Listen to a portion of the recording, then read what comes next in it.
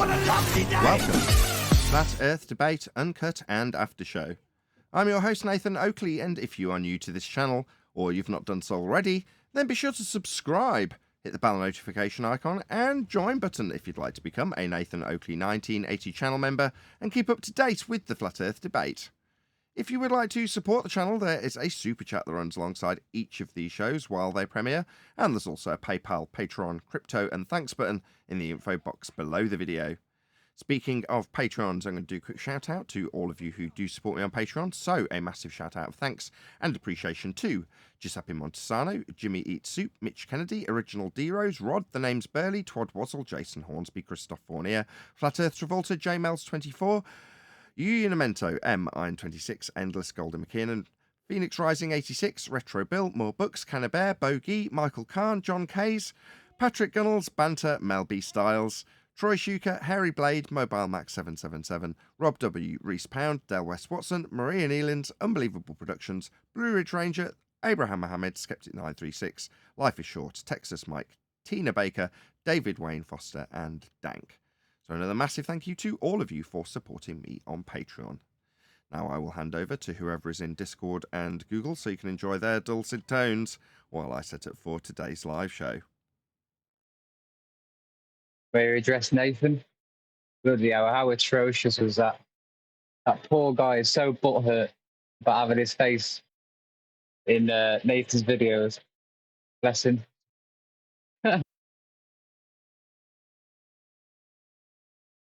Yeah, he did mention that to me when he was talking to me.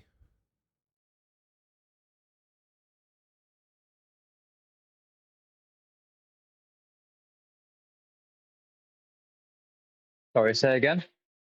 That he mentioned that. That was one of the things in our exchange recently that he highlighted specifically. I haven't seen his latest video, so I don't know. I can only assume he expressed the same sentiment. I was going to ask you, Nathan, did you get a hold of him? Did he contact you directly? I told you before that being in contact with Jaren it's not like this is just some random stranger, right? I've got no issue getting in touch with Jaren. I've got plenty of communication lines with Jaren. It's not difficult to talk to the guy. Okay, so just put it out of your mind that it's a communication issue. It isn't. Oh, okay. I asked because he said he was going to reach out to you. I'm just wondering if he did. No, I sent him a message. I contacted him and said, I'd like to talk to you 10 minutes tops about science and how it proves things. Okay, cool. Well, he agreed to Thursday. As long as you guys both agree, then it'll be good. Cool. Well, he understands what I want from him, which was 10 minutes in regards to how science proves things. I'll try and keep it as concise and as short and as clear as I can. And then I've said in regards to what you want, wherever you want, you can have it. Right. Basically. Well, he was okay. He's under the impression that you're not going to show up, but he said he'll be there for sure. But that's why I'm like hoping that we get a time situated, like stamped, written in pen, not pencil. Sure. Just tell me what time. So he was thinking around 6 p.m. But what time would that be? 6 p.m. Pacific. What time would that be in your time? Ain't that like 2 in the morning or something like that for you? I don't know. Possibly. Because you're 8 hours plus, right? Possibly. I don't know without looking it up. Okay.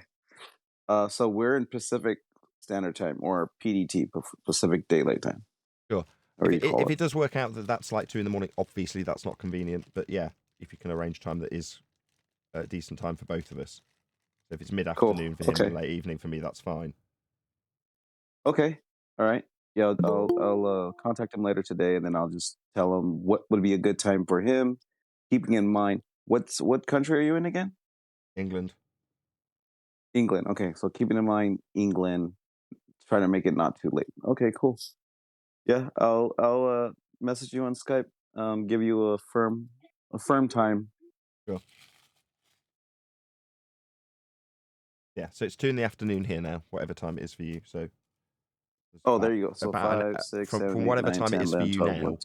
There's like Okay, gotcha. from whatever time it is for you now there. 5:35. Yeah. Just bear with me. There's like a 9 hour 9 difference? hour, 9 hour window from now on Thursday. Okay, cool. Make sense?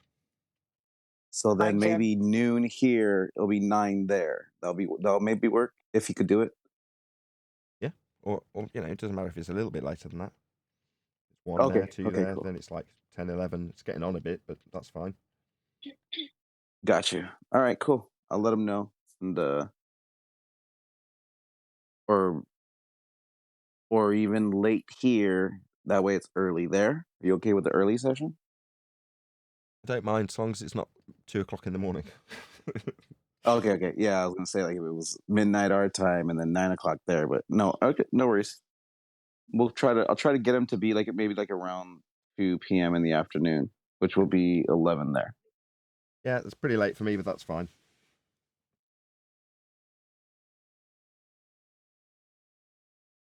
Why does this sound like the Jiren meeting to me? Hold on. Wouldn't noon Jaren's time be better than it would be 9 o'clock Nathan's time? Or y'all can't do that? I can do that. Whatever. We'll work it out. Yeah. I just know how it is with kids. You know, you don't want to be up that late ever. No, for the last 10 months, I was up till 2, 3 in the morning every single night, so I'm not too concerned. Not because I wanted to be. When is this taking place? Thursday. I'll make sure I'm really busy Thursday. You know, Neil, that would probably be helpful for peace. You're not very peaceful. Shut up, John.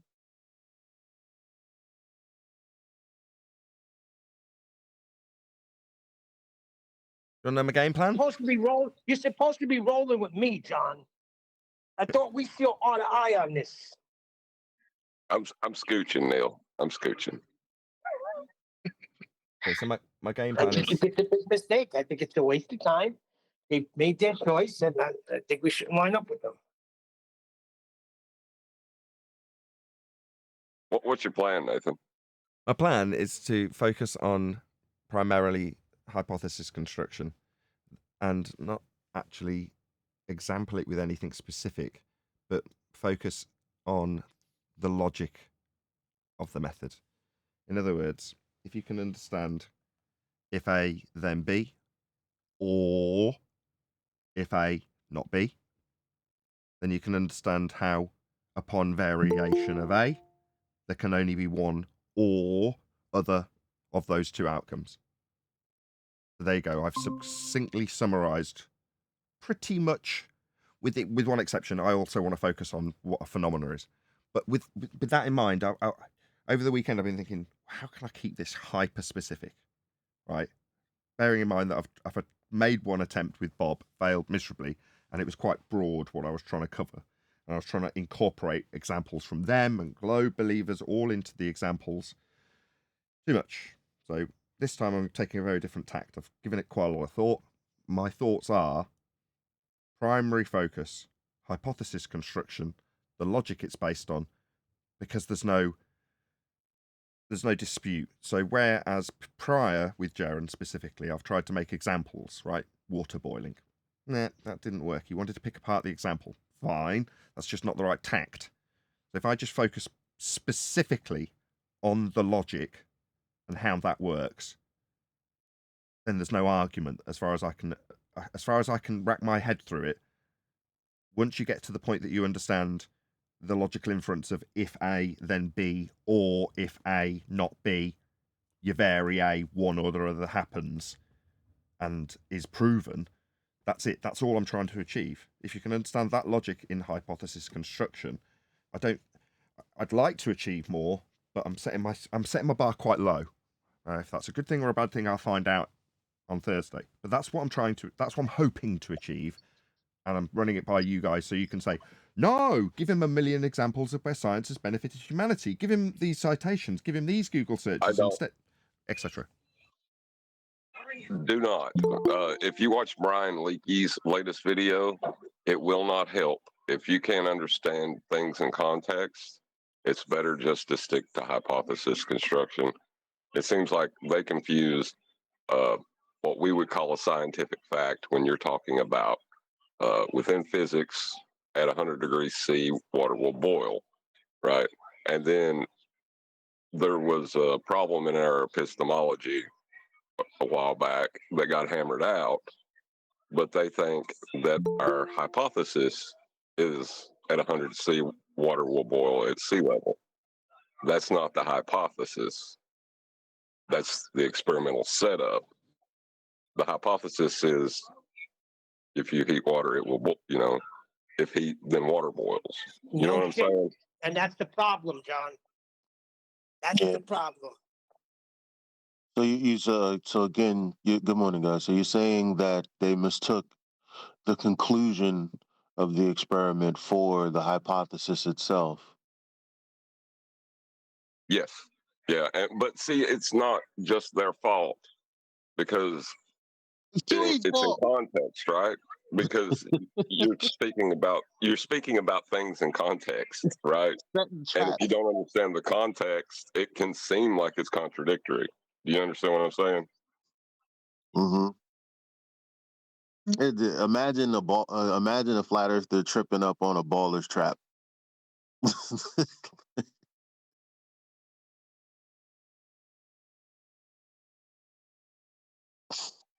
Yeah. Well, that happens. That happens a lot more than we'd like to admit. So I think your idea of going as narrow a focus as possible is probably best.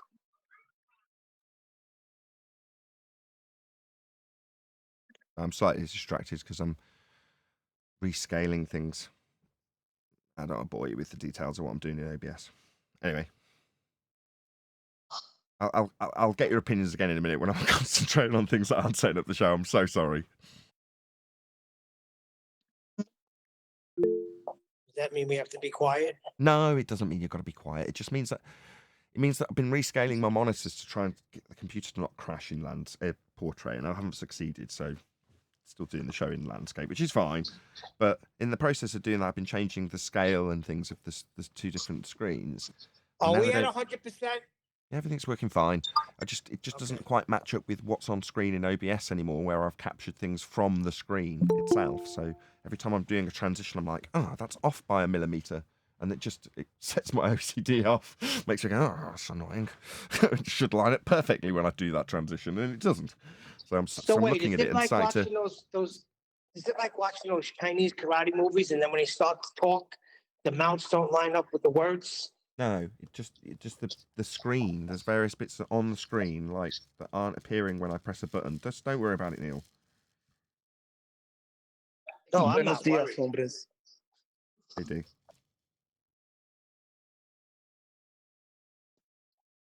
Anyway, QE went over the scientific method again this Saturday. Maybe people were paying attention. Who knows? You had super pawns in there saying, I'm getting a different definition of Merriam-Webster. I don't think they're paying attention. I think they're hearing what they want to hear. And if I kind of want to go over Brian Leakey's video, because if you don't understand it in context, it sounds like we're just contradicting ourselves, But you got it. Let's the have a look. amount of Fine, work, let's do it. You've said it twice. Let's do it. Right now. We've got 15 minutes before the live show starts. We'll go get the video. Good morning. Good morning. Hello. Yeah, I've got a short video in the live show, so we can do Brian's now. If that makes sense. I'll line it up. I posted in Master B already. Yeah, I got it. I'll line it up. Okay. It's real short, but real eye-opener.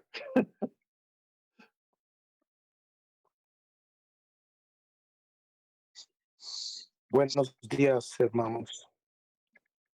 You what, D? We heard you the first time. Sometimes we don't say good morning to each other. That means we like you. Oh, okay.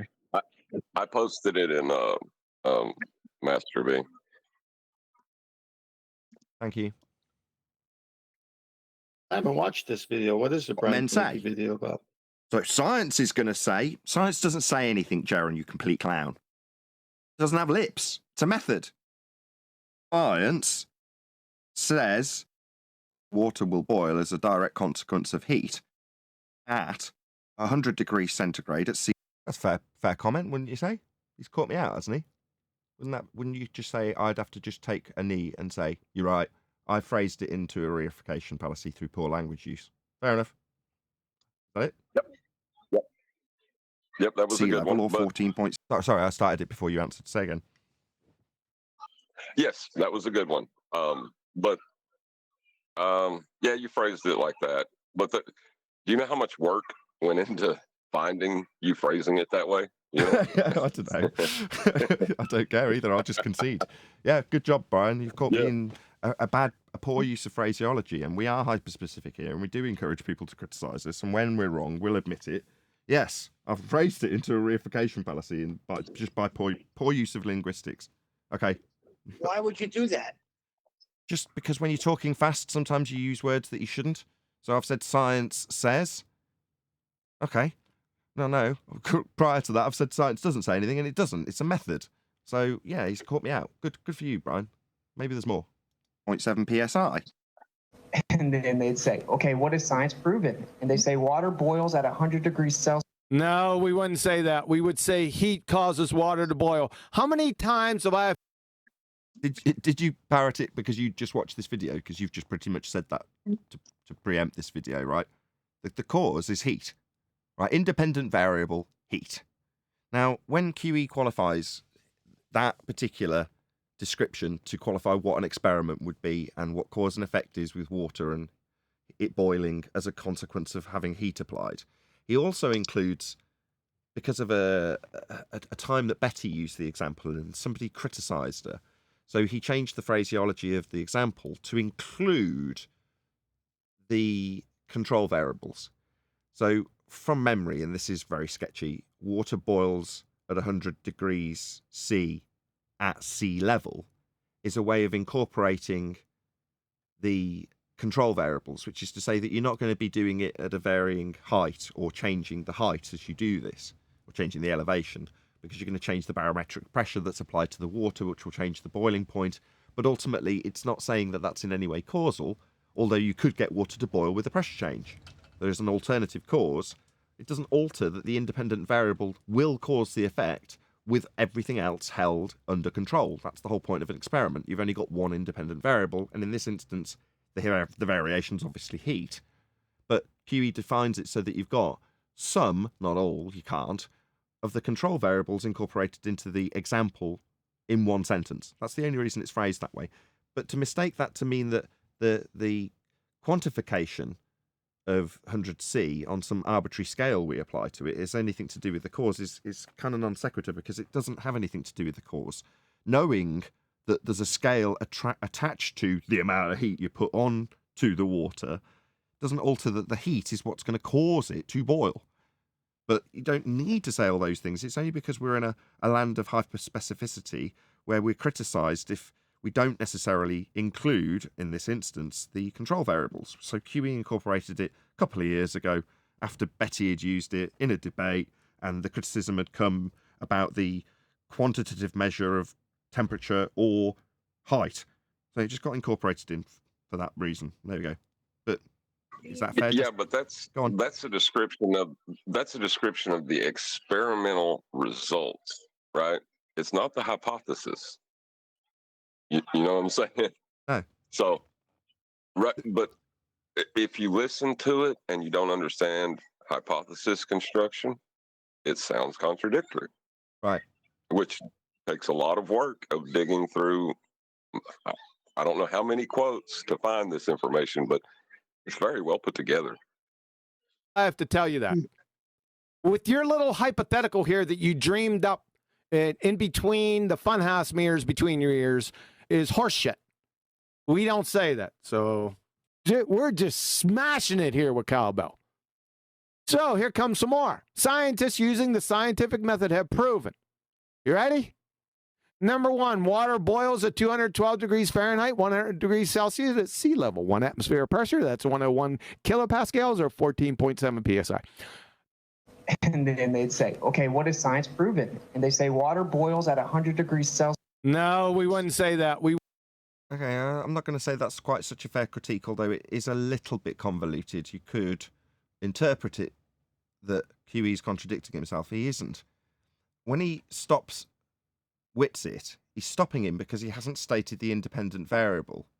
Yeah? Water boils at, and then given the temperature, infers heat, but it doesn't specify it as the independent variable, which is why he's critiqued it. When he's then later gone on to give the description as I just gave it, with the inclusion of control variables, that doesn't negate that QE does include the very specific independent variable cause of the effect when he states it, where Witsit did not.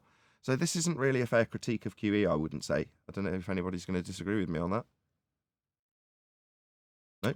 I'm not sure what I mean, when you think about what we've done since the time we've been alive, we've seen mom and dad boil water on the stove. We've gone camping. We know we have to start a fire. We got to start a fire to do. So it's obvious that it's heat that boils the water, okay, or makes a soup. Okay. So now you want to get into a little bit more detail. And so you say, well, how much heat? And so what is the point here?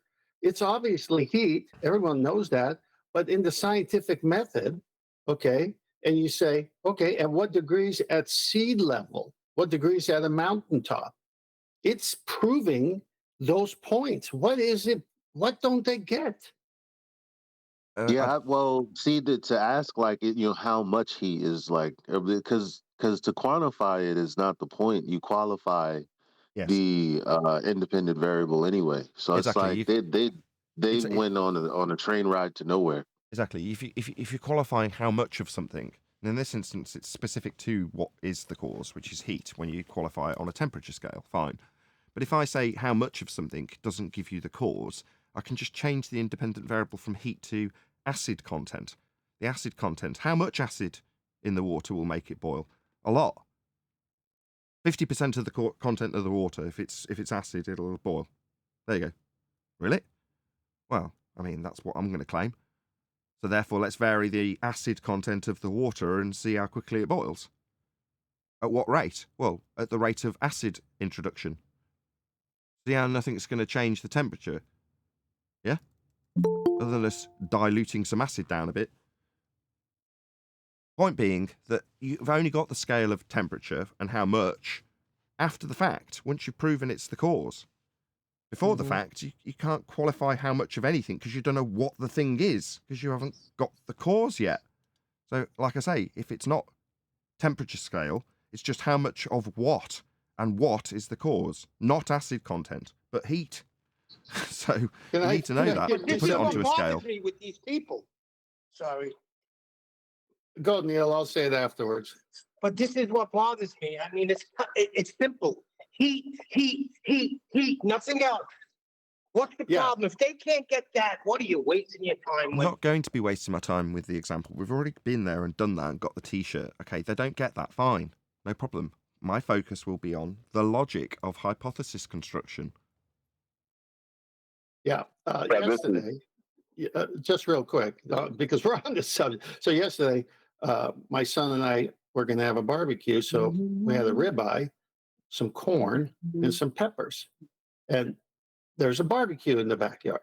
So what if I just go throw the corn and the peppers first, because they take a little longer to cook than the ribeye, because we like a medium rare. But I never turn on the barbecue to the heat. I mean, I never ignite the propane.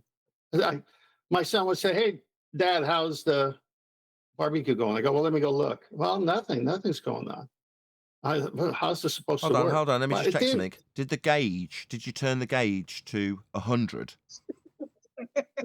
did it say 100 on the gauge, though? No, actually, hold on. I didn't even turn it on. Well, let's pretend you did. Turn the gauge on. No, because it makes my example.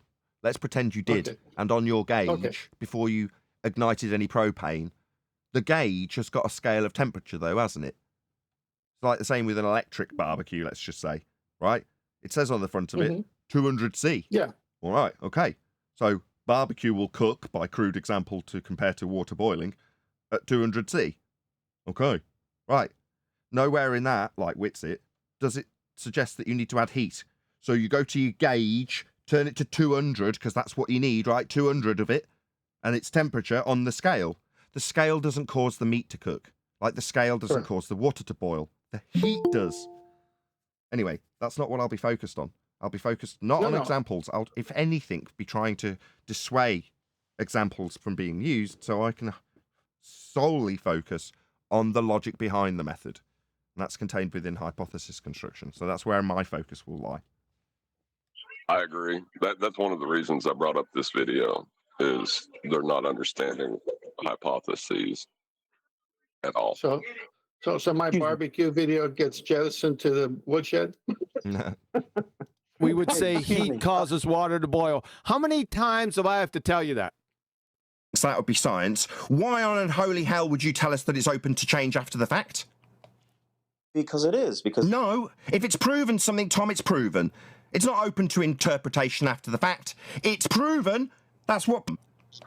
Okay, so could you give an example? Water boiling at 100 degrees at sea level. No, we wouldn't say that. We would say heat causes water to boil. I've got to take it on the chin. Yeah, totally guilty. I didn't express the independent variable in the same way Witsit does. I'm just as guilty as he is. So your critique's valid for me. Not for QE, but for me. Yeah, twice. 2 punches. Good job, Brian. How many times do I have to tell you that? If heat, independent variable, then water boils, dependent variable, at 100 degrees. There you go. In that instance, I did state the independent variable, though. It's right there on screen. It even says heat, IV. Right? So you're right. Penny's just dropped, although I did listen to what you said, John. So he doesn't understand hypothesis construction, because even when he's caught me out, he then gives a further example where he hasn't caught me out, because I've stated the independent variable in this particular example with the kettle on screen. Heat, IV. Then water boils, DV. And then it states controls at 100C sea level. So that's everything. I mean, I couldn't be more concise.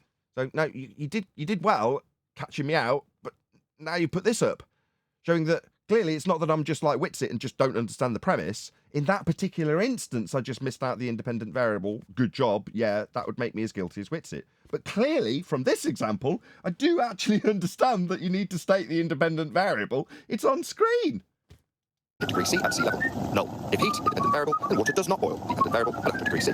Horse shit. We don't say that. But what we're actually... You don't exclude the independent variable, although you did catch me out in an example where I excluded it. So this is a bit convoluted, Brian. Doing is arguing about whether water boils at 100 degrees. On the other hand, I welcome it. You know what I mean? It's like, you feel like one of the crew when you're criticising us in this way, Brian. You know, good for you. This is how we are with each other. Nothing wrong with this. I think you'll all agree on the panel. Right? No hard feelings towards Brian. Good for you. Yeah. This sounds like an after show, you know? Yeah, this does sound like an after show, but from Brian, but with examples rather than him just saying it, rather than just saying, hello, you've told us, you know, he's just gone to the examples because he knows what I'd do if he just said it here. I'd be like, show me. Well, he's done that. He's done one step better than the ballers would ever do. He's gone straight to the citations and clipped it out and got me playing it. Got him playing me. Well, you go, well, that's how you do it, Brian. Good for you. This is how you do it, ballers. You want to know how to catch someone out? This is how you do it. You show it. Not like Dell. I've got examples. Have you? Show them.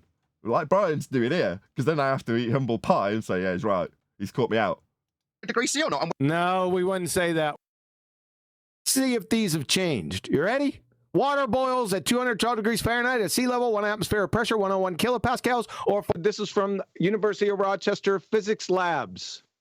The scientific method distinguishes science from other forms of explanation because of its requirement of systematic experimentation. That is to say that it doesn't have experiment. It's not science because it's required. From Max Planck, experiment is the only means of knowledge at our disposal. Everything else is poetry. Right, so today we're going to shoot down Maxwell's theory. From Professor Shankar again. So here's what you do to find out what's wrong with electrodynamics. I mean, Maxwell's theory. It all starts with the double slit experiment. So everything looks good for Maxwell till you start doing the following experiment. It's not an experiment, it's a demonstration, but besides the fact, I like it. It's not an experiment, it's a demonstration, but... So we have a double slit experiment demonstration with a... And knowledge requires somebody who knows. You gotta have it. Us, we live in a virtual construct. We live in a virtual construct.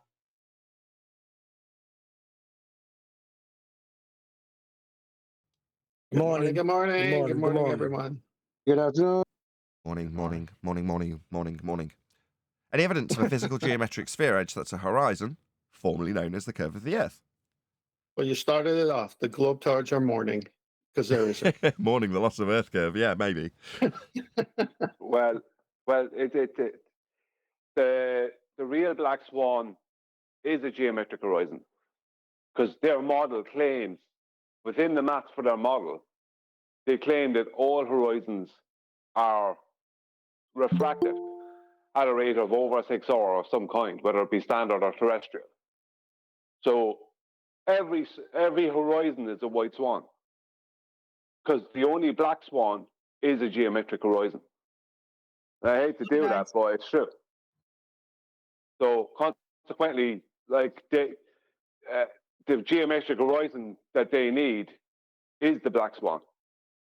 So they put down the black swan argument that we make when really it should be them searching for a black swan.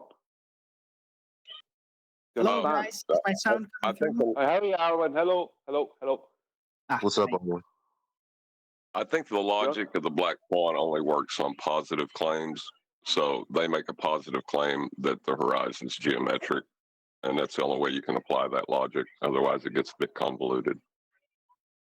Well, I put out a modus ponens on Master B during the week end, and I didn't get any responses to it. So I'm going to say it now and see what she said. If all horizons are non-geometric, so if P, all horizons are non-geometric, then the Earth is a horizontal plane. If all horizons are non-geometric, isn't that a non-claim? Right. Well, if they're non-geometric, I'll fix it. Which they are. I'll fix Hold on, it. Eli. My objection's fine. Yours is not. Go ahead, Brian. No, because if I say if all horizons are optical or only optical, then the geometric horizon is technically only optical as well, because you're only looking at it. So that's why I changed. That's why I didn't put in that. But if all horizons are non-geometric, then the Earth is if P, the all horizons are non-geometric, then Q, the Earth is a horizontal plane.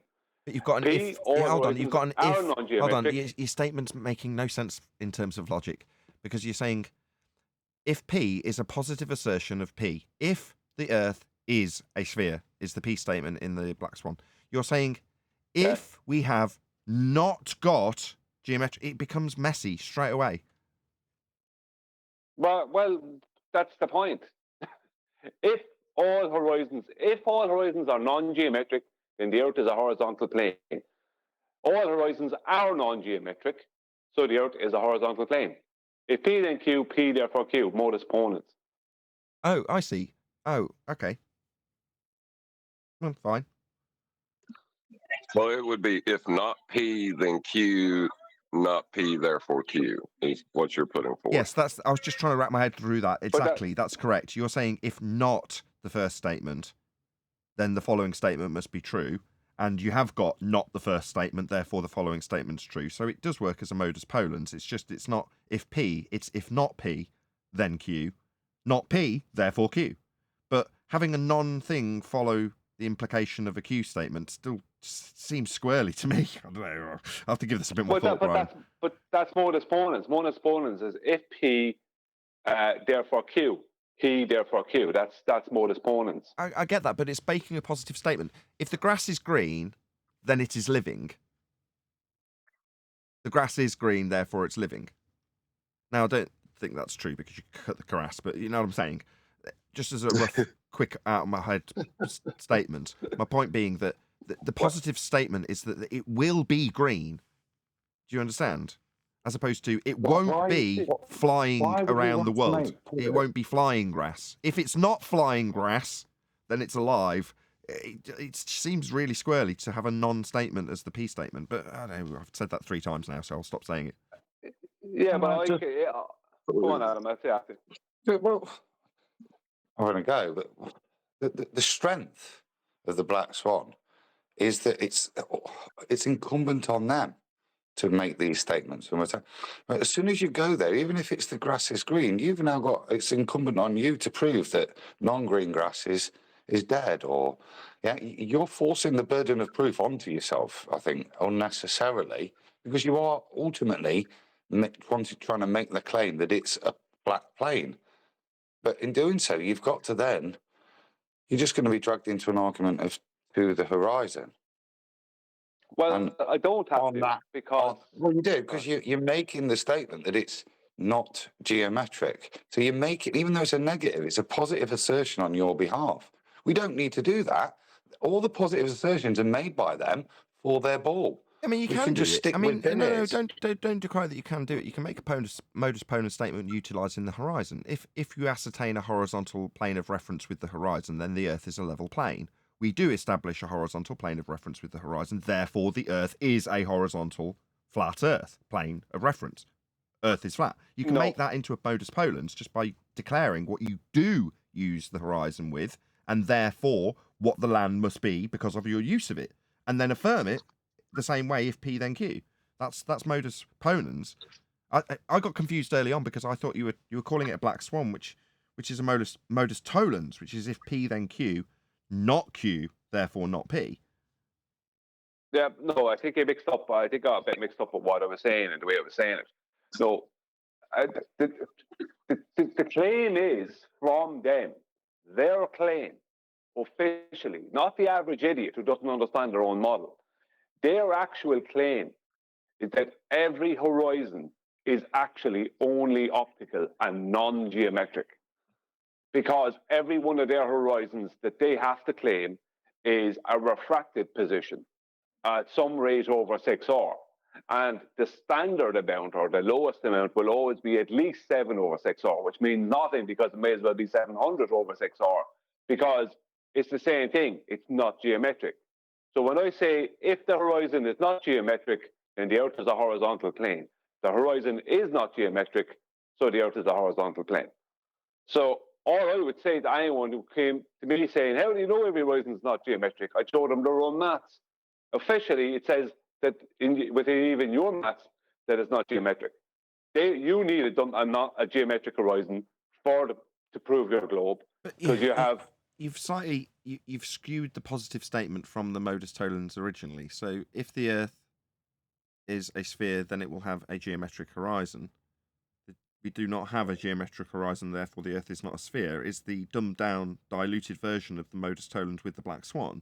That is in essence what you've rearranged, but taking the positive assertion from the globe that it is a sphere, therefore will have a geometric horizon, which is where the logic works well, and then showing that it isn't geometric, therefore can't be a sphere, in terms of how the black swan does it, but with an actual example that's physical that you can look at, that also entices them to say, refraction!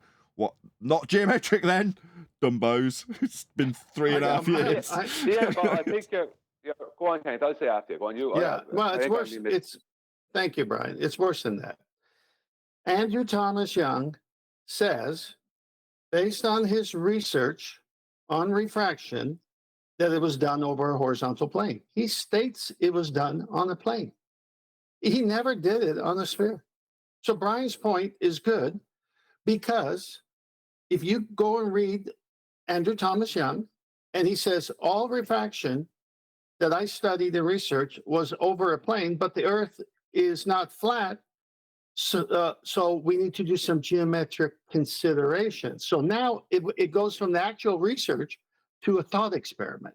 Yes. So they have to mark a geometric horizon below sea level that doesn't even exist. 2 points. So 2 points. It already was a thought experiment. Okay, there's a couple of things. There's a distinction that we must make here, because What Brian is addressing is the anti-flat Earth, let's keep it distinct, the anti-flat Earth rebuttal to a position that's been put to them in respect to their loss of the claim that the horizon is Earth curve, a hill, geometric in nature, blocking boats and buildings. That's the primary globe Earth claim. The primary globe Earth claim is that the horizon's a hill going to block boats and buildings. There it is in the maths, marked with an X, labelled horizon at a geometric limitation to block boats and buildings. Primary claim. Now, by pure fiat, or as a consequence of their own bullshit on a heliocentric world with light bending as it traverses a gradiated sphere-shaped atmosphere, oxymoron, air doesn't take the shape of a sphere, but they have a consequence that leads them to the fact that in their model, thought experiment, you will never see the geometric horizon. Enter Andrew Thomas Young to qualify that mathematically, to show you a geometric horizon that doesn't exist, and the extrapolation of the sphere-shaped air bending the light around it, meaning you've never got a tangent point or any geometry to ever claim again. It's the end. It's him pointing out the paradox as an apologetic for the failure of the model. Now, that is the layer that Brian is arguing with, not the primary claim, because the primary globe Earth claim is that we've got a geometric horizon. It's called Earth curve. It's supposed to block things because it's a hill getting in the way of stuff. But when we point out that it isn't a hill getting in the way, they bark refraction back at us, tell us about sphere-shaped air and how they couldn't ever have the geometry that they're leaning on to give them the rates of the light bending. Okay, but that's, as I say, the distinction between the primary claim of a hill getting in the way that's geometric in nature and the refracted, based on the geometry that you'll never see, horizon that Andrew Thomas Young presents. They're both, strictly speaking, canon for globe Earth. Right. But let me accentuate what I'm trying to say here. Let me finish, Brian, because he came in with that thing right in the middle of my finish. So my point is, of all the studies and research of refraction, right, are done on a horizontal flat plane, then all you're doing is what they hijack celestial navigation with the Globeburger. That's why they draw the tangent plane, which is really Earth's surface. And they said, well, we're getting it from the equatorial plane, but we need to move it up here, and we need a parallel tangent plane up here so that the angle could be the same as the equatorial plane, because sunlight comes in parallel, et cetera, et cetera. So let me round it off here. So it's always been optical, never been geometric. And when it was optical, meaning the refraction research Andrew Thomas Young did, it was from a horizontal plane that caused the optics. 10, 15 degrees above the horizon with the stuff in the air and air temperature. All that stuff is happening on a flat plane. And he admits it, but he's got to change it because he thinks we live on a globe, and he marks a spot that doesn't exist below sea level. It's over. Yeah, I understand. I understand Tent's point, and I understand your critiques. But the problem is that, now I hate to say this, but it's true.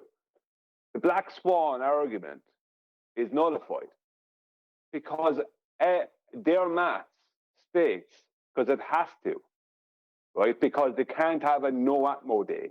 Their math states that every horizon is non-geometric. And now that means they have absolutely nothing for their globe. Nothing. They have That's no correct. geometry. Yeah, okay, I got you. I'm picking up what you're putting down now. Let me finish. Just let me finish. Okay. Right. That means that they have no geometry to base their refraction over 6-hour claims on. Right. Right. So consequently, a real black swan would be a geometric horizon. Right. So my statement is, if all horizons are non-geometric, then the Earth is a horizontal plane. All horizons are non-geometric, so the Earth is a horizontal plane.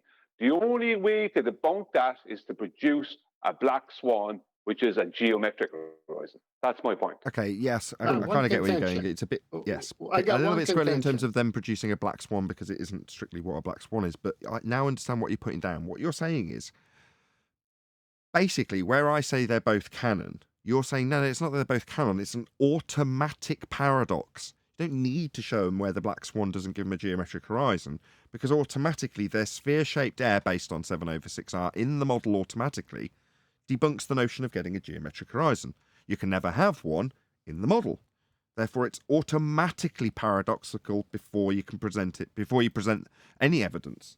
The model just fails. That's what you're saying, right, Brian? It doesn't need a black swan. Just show them how the model fails. Within your model, you've got bent lines that come from a value of a geometric horizon that can't be seen or measured. There you go. That's how the model works. Okay. Yeah, well, but before, hang on. Well, I'll go after it. I'll go after it. Go on. Yeah, mine's real short here. Here's another paradox. Who do they quote? Al-Biruni. Al-Biruni on top of the mountain didn't even account for refraction. They use his findings, and so it must have been no Atmo day when he was on top of the mountain, because they stand behind him. Sorry, can I just make a quick announcement to the chat? Please don't bully my latest member, Ruhif. Asking him where the geometric horizon is only funny when I do it. Thank you. Eli, if you want to say something, you say, and I'll go after. Just on that, no, I just wanted to say, yeah, it's funny that they have an unfalsifiable claim in the onset of their argument, which is a non-argument. But the way to falsify my modus ponens would be to produce a geometric horizon, because if all horizons are non-geometric, and they are, then that means that all swans are white. So they've got to produce the black swan to prove their point. I think you're strawmanning them, unfortunately. How am I strawmanning them? Draw yeah, because I'm only trying to think from how they defend it.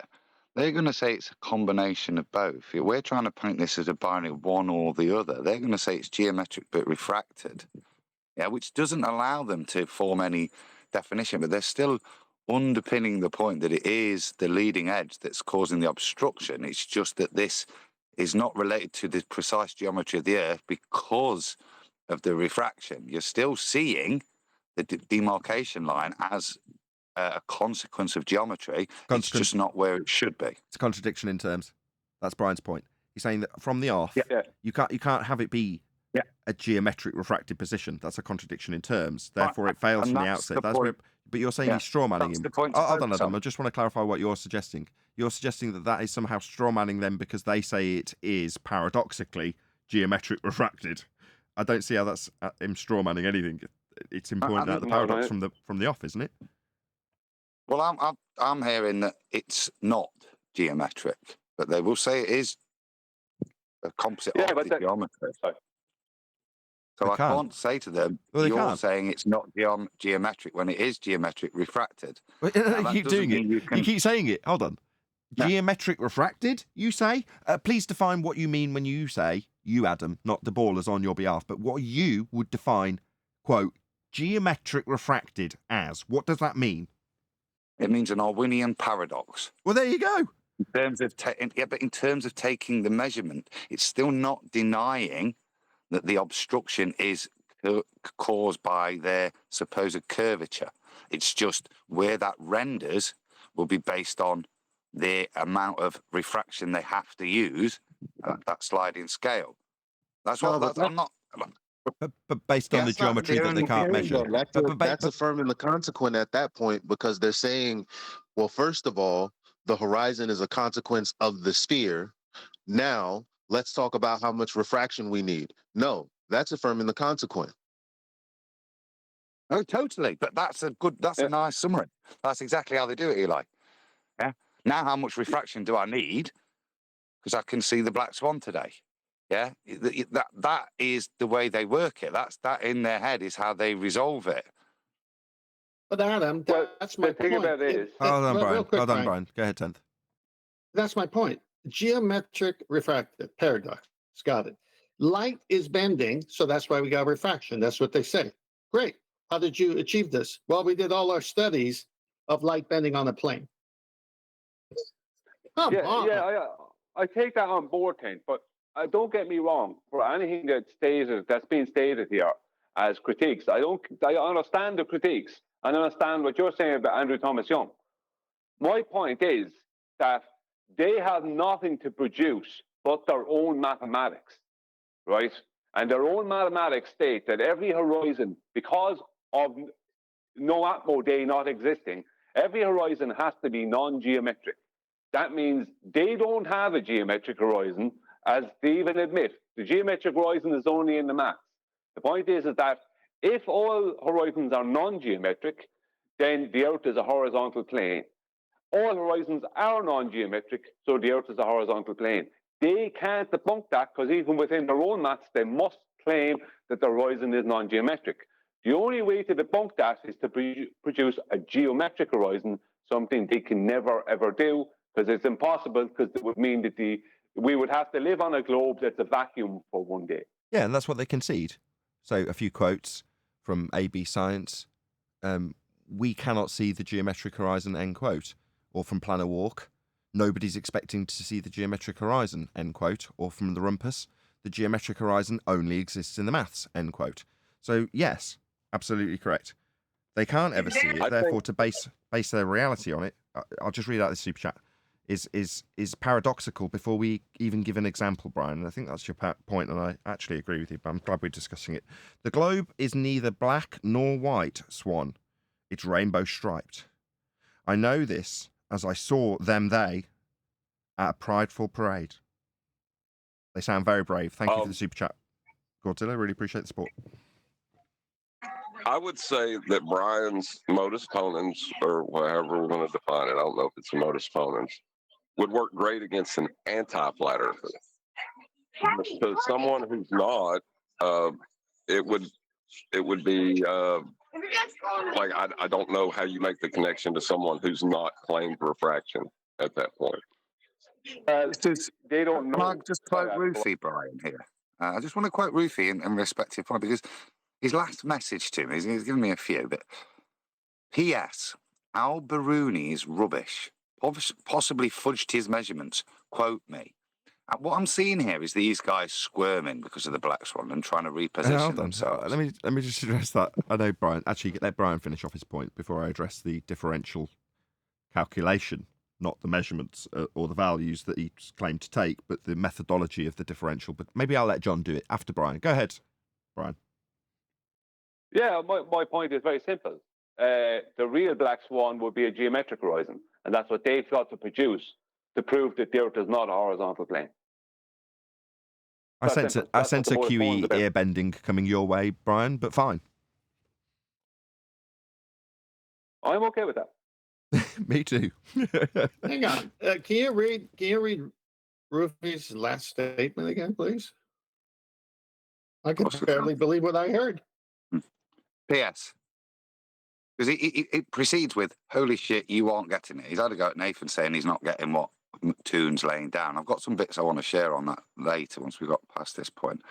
But he's, like I say, it smells of squirming, because it's just bait, isn't it? P.S.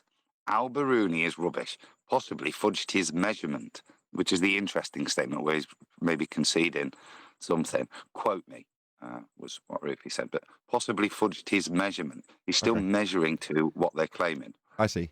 So in terms of the method that he had to adhere to get those measurements, John, any chance you could just detail precisely what Al Biruni was doing so we have a clear idea of his method as opposed to whether or not his measurements within the method were right or wrong? Do you follow what I'm asking you for? Exactly. Yeah, he was establishing a differential between eye level and sea level, where sea level meets the sky, what we call the horizon.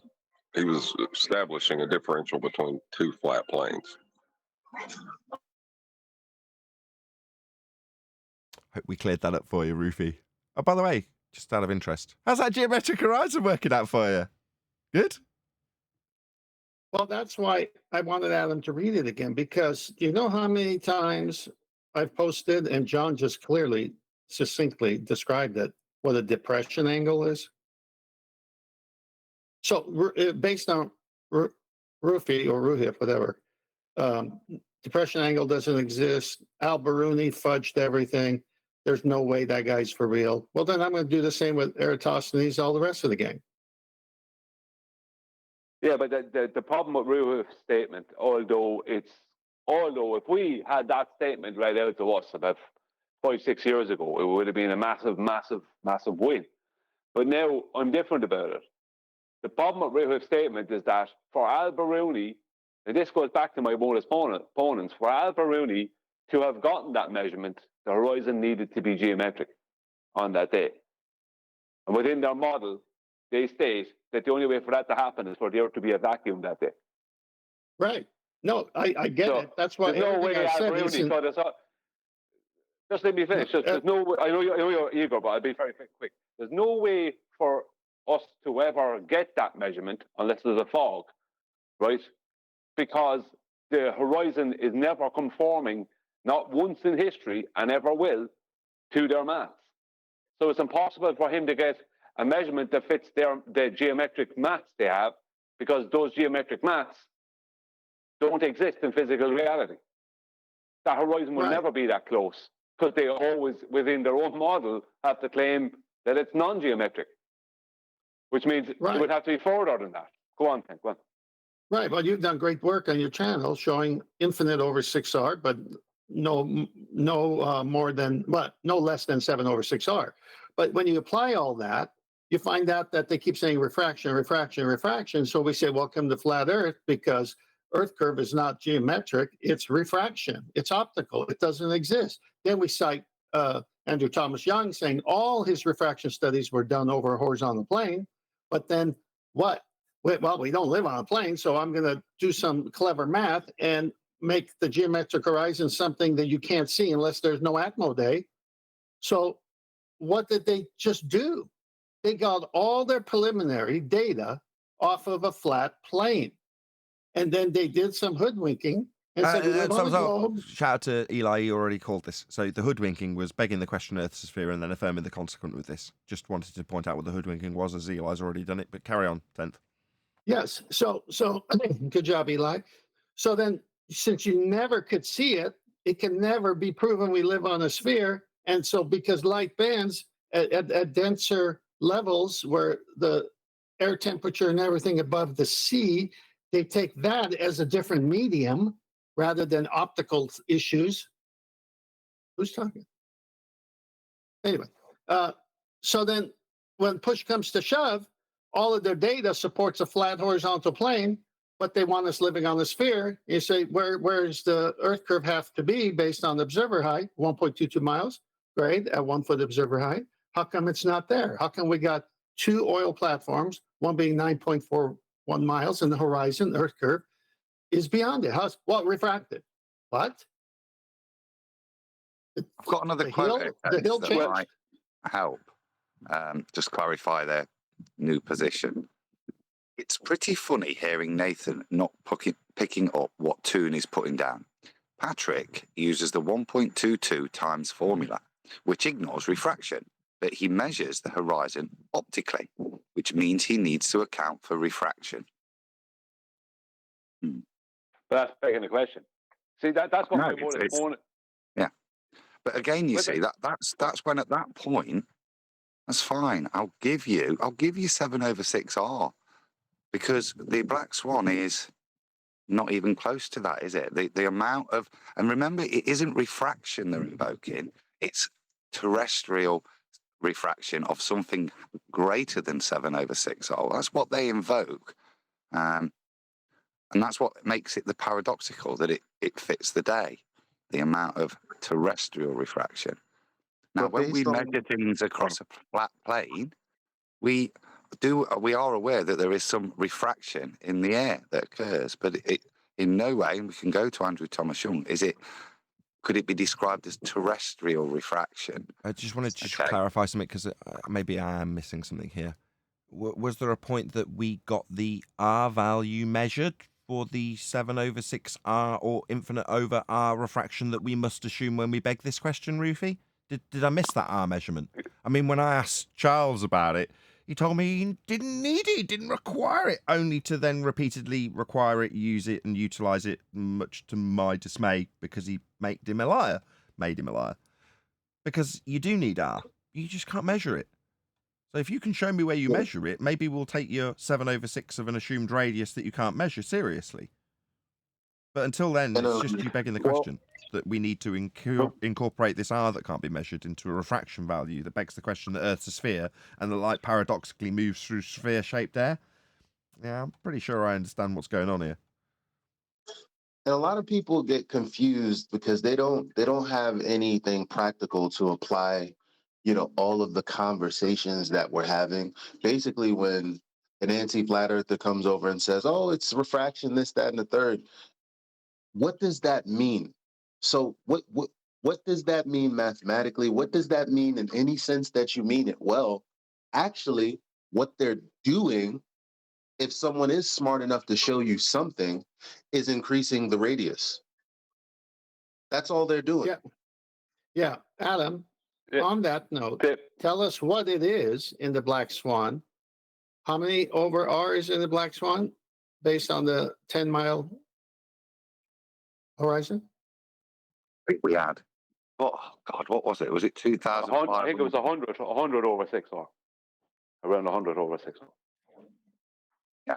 And that's the point. If we're talking small percentages, then your layman can almost forgive it. And if they take the argument there, it's a tricky one, and you're left with the paradox. But like I say, with the strength of the Black Swan images, they can invoke it all they like, because look at the farcical numbers they have to invoke. It negates their own argument when they say it's this kind of refraction because it's 1,000 or 100 over 6 or whatever. It's not in the same margin of error that you could kind of stay on the ball with. The level that the Black Swan provides destroys the possibility of it being a hologrammatic image of a flat plane created by 100 over 6R of terrestrial refraction. Okay, just so I can remind the audience, Adam, I'm sorry to interrupt. I just want to point out what the actual inference is when they give us this as a rebuttal. Okay, so they get presented with the Black Swan that shows the horizon is beyond the geometric limitations of a sphere with a radius 3959 that would put a hill in the way at 1.2 miles. So according to the Globe Earth claim, there's going to be, and is, because the geometry is set in stone, it's the physical size of the hill of the sphere Earth that's supposed to be getting in the way. Well, according to that geometry, the hill's in the way at 1.2 miles. Now, what they are claiming in rebuttal when we point out, look, that hill that you say gets in the way is behind the oil rigs. It ain't in the way. They go, no, it's refraction. Okay, what does that actually mean? They're saying that the hill that's in the way, because we're on a globe Earth at 1.2 miles, has picked itself up and put itself behind the thing it is in front of. So in physical terms, there is a hill in the globe Earth model blocking the oil rigs. It's physically in the way of them. But because of, quote, refraction, the hill isn't in the way, it's behind them. Therefore, their claim in rebuttal is to say that when you walk up to the top of a hill that you are familiar with, and you know that there are houses beyond the hill that you're walking up that you can't see because there's a hill in the way, that one day, because of refraction, not only will you see the houses behind the hill one day, the hill you're walking up will be behind those houses. That's what they are saying, just to be clear. Well, that's exactly wait. That's exactly what their argument is. But every time I repeat that to a globe earther or an anti-flat earther, they tell me that that's absurd. But that's what you're saying. Because you've assumed that there is Earth curve, then we assume that that Earth curve is at 1.2 times the square root of the observer's height in feet, as per the math and the radius of the Earth. And so therefore, when we see it behind something that it should be obstructing, that's exactly the same argument. Well, here's a hill. The hill is right in front of these houses, but this day we go to look at the hill, and the hill is actually behind the houses, and you can see the hill. So when we spit it back to them in some other analogy, they say, that's absurd. That makes absolutely no sense. But that is your apologetic for the debunking of the globe and the radius. And to my point, Eli, hang on. And to my point, anything that relates to refraction, about hills moving, not moving, it doesn't matter. It's just perfect time to bring in what I was trying to say. All refraction research was done over a flat plane. Perfect. With 111 people watching, it's a good time to say a massive thank you to everyone who smashed the share button, because that's the probable reason that we've got 111 people watching, 112. Please share the show, and obviously, like I say, a very warm welcome for joining us. And yeah, hopefully we'll get a few more people joining before the end of the live stream. Okay, we have actually got a video to cover today, although it's a short one. Is there any conclusory points that will take less than 30 seconds before I get into this? Yeah, I do have one. I have one. So I'll go after John if you want. Just John, then Brian. Everyone else, you're going to have to bite your tongue, I'm afraid. Go ahead. Oh, come on. I just want to say that this is one of the reasons I suggested we go to a flat earth debate from like 5 years ago and review that to see how much the rhetoric's changed because of the Black Swan. Yes. Why haven't we done that? Yes. Who are you with? What are they doing to you, Eli? You sound very excited. No, I'm saying, who am I with? No, I'm refracted curvature. That's a brilliant point. We should review one of our own debates and see how the rhetoric has changed since we've debunked their claim about the horizon being geometric. Okay, I'm going to do a quick plug for a different video because we covered it in the after show and I didn't plug it, but I will plug it now. So Brian Leake did a decent enough job of critiquing us, and as we're all telling you, the audience, continually how we argue in the after show and disagree with each other pretty much constantly, it's nice to see somebody at least doing it to a standard that we can go fair play. You know, you've called me specifically out in this video, Brian, and you've done a bloody good job, and you found examples. So where typically a baller, or most recently it wasn't actually a baller, it was Dell, made baseless assertions about things that I'd said. In this instance, Brian's gone and shown where his examples are proven true. Where I criticise someone for using a reification fallacy, science doesn't say this, you fool. It has no lips. Only to then clip out an example where I say, science says that. Yeah, good job. That's how you do it, by the way, ballers. So check out Brian. I've got to be honest, watching this back, albeit for the first time in the pre-show, Brian, you felt like one of the team. There were things that we could criticise you for, so if you remember, check it out, maybe in a couple of days if you're not on the second channel. But there were things that we said you got wrong too. But yeah, fair play to you, good job, and check him out. Go subscribe today to Brian Leake. You've probably heard his name come up more and more recently, which means he's doing a good job if he's getting us talking about him, because he's obviously bringing up points that we feel are worthy of the live show. So good job to you, Brian. Hopefully you'll get some love from my subscribers. If you do go and click on the link that's whizzing its way on by, or you watched in the pre-show and you know what we're talking about, then just let him know. Nathan Oakley 1980 sent me. Good video. He's on our side. He's a friendly, by the way. Brian, gotta go. Nathan, you're not saying this because someone recently said you never admit when you're wrong, are you? Go ahead, Brian. Before you do anything else. No, if I'm wrong, I'll admit it on the spot. I've got no issue admitting when I'm wrong. Yeah, well, the news is that you never admit that you're wrong because you're never wrong. I think today's show will prove otherwise. Oh, did someone say I'm never wrong? Who are they? I like that. It's not true, but I like it. He didn't just say that you're never wrong. He said the FED panel claims that they're never wrong. But let's let Brian go. I mean, Brian has been very... Hold on. Look. The claims that Brian made in the video I've just recommended were narrow, specific, and exampled. So if you can find an example where we are claiming we are infallible, then I'll go, all right, okay, I don't remember saying that. But fair play to you. Here we are declaring to the world our infallibility. I don't think you'll find it, but there we go. That's not the point I'm trying to make. My point is that, hang on, please. My point is we're being attacked, and rather than substance, right, like what Brian did, and then you say, well, yeah, okay, I made a mistake. Okay, we're being attacked as if we never make mistakes, and that's our position. Everybody else is wrong except us, and including you personally, not just the FED panel. So today's show will counteract that stupidity because they got nothing else to say but that. For what? To cover up something else. Okay. Well, moreover, we're now going to be covering a different video, which isn't Brian Leake, which we covered in the pre-show, but instead... What about my 30 seconds? Oh, I Yeah, forgot can you about you, Brian. Brian- I'm sorry, you're easily forgotten. What can I say? Go ahead. Yeah, well, Now I would like to go briefly right unfortunately, after. I am. Fortunately, I am. If all horizons are non-geometric, then the Earth is a horizontal plane. All horizons are non-geometric, so the Earth is a horizontal plane. That means all horizons are non-geometric, so all horizons are white swans. The only way for them to counteract that is to show a geometric horizon, which they can't, as even within because even within their maths, it makes the claim that all horizons are non-geometric. Consequently, their maths prove the Earth cannot be a globe and must be a horizontal plane. Because when you state the black swan argument, you're making a claim that the horizon is not geometric. Whereas this doesn't make a claim. This is pointing out the horizon is non-geometric, and all they can do is agree with you. Yeah, it's contained within their model.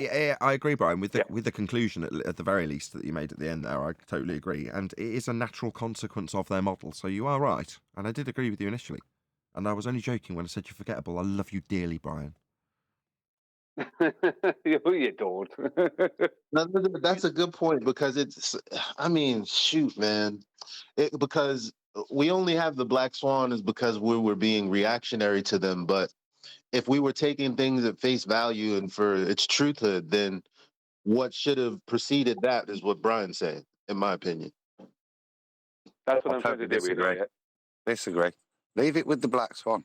At worst, you're holding them to their claim, which they're now showing to deny, which is fine, because then we can use the black swan and describe it with regards to how Nathan did with regards to the movement of the hill. I don't want to have to stand by a claim that I don't need to make. And by making the statement that all horizons are geometric or not even, it's forcing me to prove something. I'm happy to work. Not even true. I've just thought it's not even true, Brian, because if you look at definitions of local horizon, if I put a physical hill, and I do mean an actual hill, between me and something else, then that's not the geometric horizon from the Earth curve maths. It's a local horizon that I've artificially induced by putting something that's topographical between me and things in the distance that I would definitely resolve with my eyeballs. Well, that is geometric. You could measure it. It's Earth measurement if you measure that hill, right? But it's not the Earth curve geometric horizon. So even now, you still need extra specificity to not have the local horizon completely balls up your argument. Well, the local horizon's not really an horizon, is it? It's labelled as a horizon, though. I mean, I'm only doing this as devil's advocate. Please don't attack the messenger. But you see where I'm going with it, right? I'm not going to. I'm trying to take a step forward because the point. What I'm trying to do is that all horizons are non-geometric as within their model. All horizons are when they're talking about the Earth curve. It's all non-geometric. But now you're into. Hold on. But then there's another problem. Let me just highlight the next problem. You're missing something. I'm not. I just want to highlight the next problem. As soon as you say in their model, it then would revert to, well, why not just make the positive claim for their model that there is a geometric horizon? Because that's where you get back to the black swan. What I was trying to finish on was that every horizon, every sea horizon, let's say you use sea horizon, that means that every sea horizon is a black swan. But it's not. At that point, every sea horizon is a white swan, because the black swan would be a geometric one, a geometric horizon. They have, like, my point is, we produced a black swan when it was really technically up to them to produce the black swan. Because the only real black swan, if you want to talk about sea horizons, is a geometric one. Okay. That's my point. Now, we got it several times. Chase around or whatever. We got it. You understand what I mean? We do. We got it several times. Okay, perfect. We are going to move on though. So now we're going to come. The only way to undo a geometric. Excuse me. I've been waiting for the longest. I said, can I say something after Brian? And everybody's been interjecting, cutting off Brian, 10th man stretching things. I just want to say something to avoid the reification fallacy and the oxymoron statement atmosphere. Could it be fair to say, and I'm not trying to coin this, maybe somebody said this, but could it be fair to call it climatic refraction because it's climate. The climate, kind of like induces climatic induced refraction because that's why we have the different variations of the horizon's distance better than No, we don't. No, that's nothing to do with it. We don't. No. Absolutely. No, I'm talking about what we say because we always say atmosphere. No. Let's not make up words to come to the main What word. proof have you got that refraction has nothing to do with the horizon? Nothing. But don't bring in any refraction. That's their claim. Got you. You don't make any claims of refraction. Nothing. Don't go, well, maybe this type of... No, it's not. You don't know what the horizon is. You just know it's not. It's an optical phenomenon. That's all you know. So you don't make claims about the horizon other than it's non-geometric. That's the only claim you can make. When you're stepping outside. I've got another message here from Rufy, yeah? And this is all you need. Stick with the Black Swan because this is his rebuttal. And no, Nathan, it is not our claim that the apparent horizon is at 1.2 times the square root of the observer's height in feet. Please find a baller that claims that. Well, as we said earlier, sorry, maybe you could tell me. Maybe you could tell me that it's a straw man. So that's a straw man. Me suggesting that the marked with an X, labelled horizon at 1.2 times the square root of the observer's height in feet, Earth curve, titled Earth curve mathematics, isn't Rufy's claim. Actually, that's my claim I'm making that he doesn't really make, so I can burn the begging the question proof of nothing perspective hijacking labelled, titled Earth curve calculator with a marked with an X labelled horizon Earth curve at 1.2 times the square root of the observer's height in feet. That's not really your claim, is it, Rufy? It's actually a straw man. Yeah, oh my God, you are unbelievably stupid, Ruhif. It's absolutely your claim, you Dumbo. But it's nice to hear the heresy of you denying your own claim there, Sunshine. Yeah, it's definitely the Earth curve at 1.2 times the square root of the observer's height in feet as marked with an X labelled horizon in your begging the question proof of nothing perspective hijacking Earth curve calculator that one of those episodes will have you referring to, Rufy. Notice how earlier in the episode we were talking about going back to old episodes. Well, in those old episodes, you will be fighting for it, you Dumbo. It's the one that you presented here, Rufy. Do you not remember? Have you got amnesia? Do you not remember presenting the begging the question proof of nothing perspective hijacking Earth curve calculator in the Isle of Man discussion? Is it now a straw man that you were actually arguing for back then? It seems Ruhif suffered amnesia. Maybe a sharp blow to the head happened between when he claimed 1.2 times the square root of the observer's height in feet, marked with an X, labelled horizon in the Earth curve maths, because now he's claiming it's not his. Right, Dumbo? Yeah, enjoy the aftertaste. Let me know how that geometric horizon that you used to claim at the Isle of Man is working out for you, rather than telling me it's not your claim there, eh, Sunshine? You have a good day, Rufy. Sleep well. Nobody's ever seen a geometric horizon. Come on. Unless it's blocking the Isle of Man with Rufy claiming it at 1.2 times the square root of the observer's height marked with an X and labelled horizon in the maths he presented that was labelled and titled Earth curve maths. My bad, that was actually me claiming that as a false claim you don't make, right, Rufy? Yeah? When we go back and listen to you claiming it, you're going to look like a right tard. Straw man, you say, Dumbo? No, Rufy, No, definitely your claim, Dumbo. Definitely. Need citation of you claiming it? I got plenty. Yeah? Have a good day. No, Nathan, that never happened. You just have to agree that that never happened. No, it definitely happened. Rufy definitely showed me that marked with an X horizon. He's now claiming it isn't their claim. No baller would claim it. Well, you're no baller then, are you, Dumbo? Because you claimed it. So Rufy's, quote, no baller. That's right, Rufy. Welcome to Flat Earth. You're no baller if you're denying your own bloody Earth curve, you stupid fool. Yo, Refracted, you if you're not busy today, you want to go dumpster diving for old baller arguments? I'll find a few of Rufy using the begging the question proof of nothing perspective hijacking Earth curve calculator he now says is a straw man misrepresentation. I'm thinking no.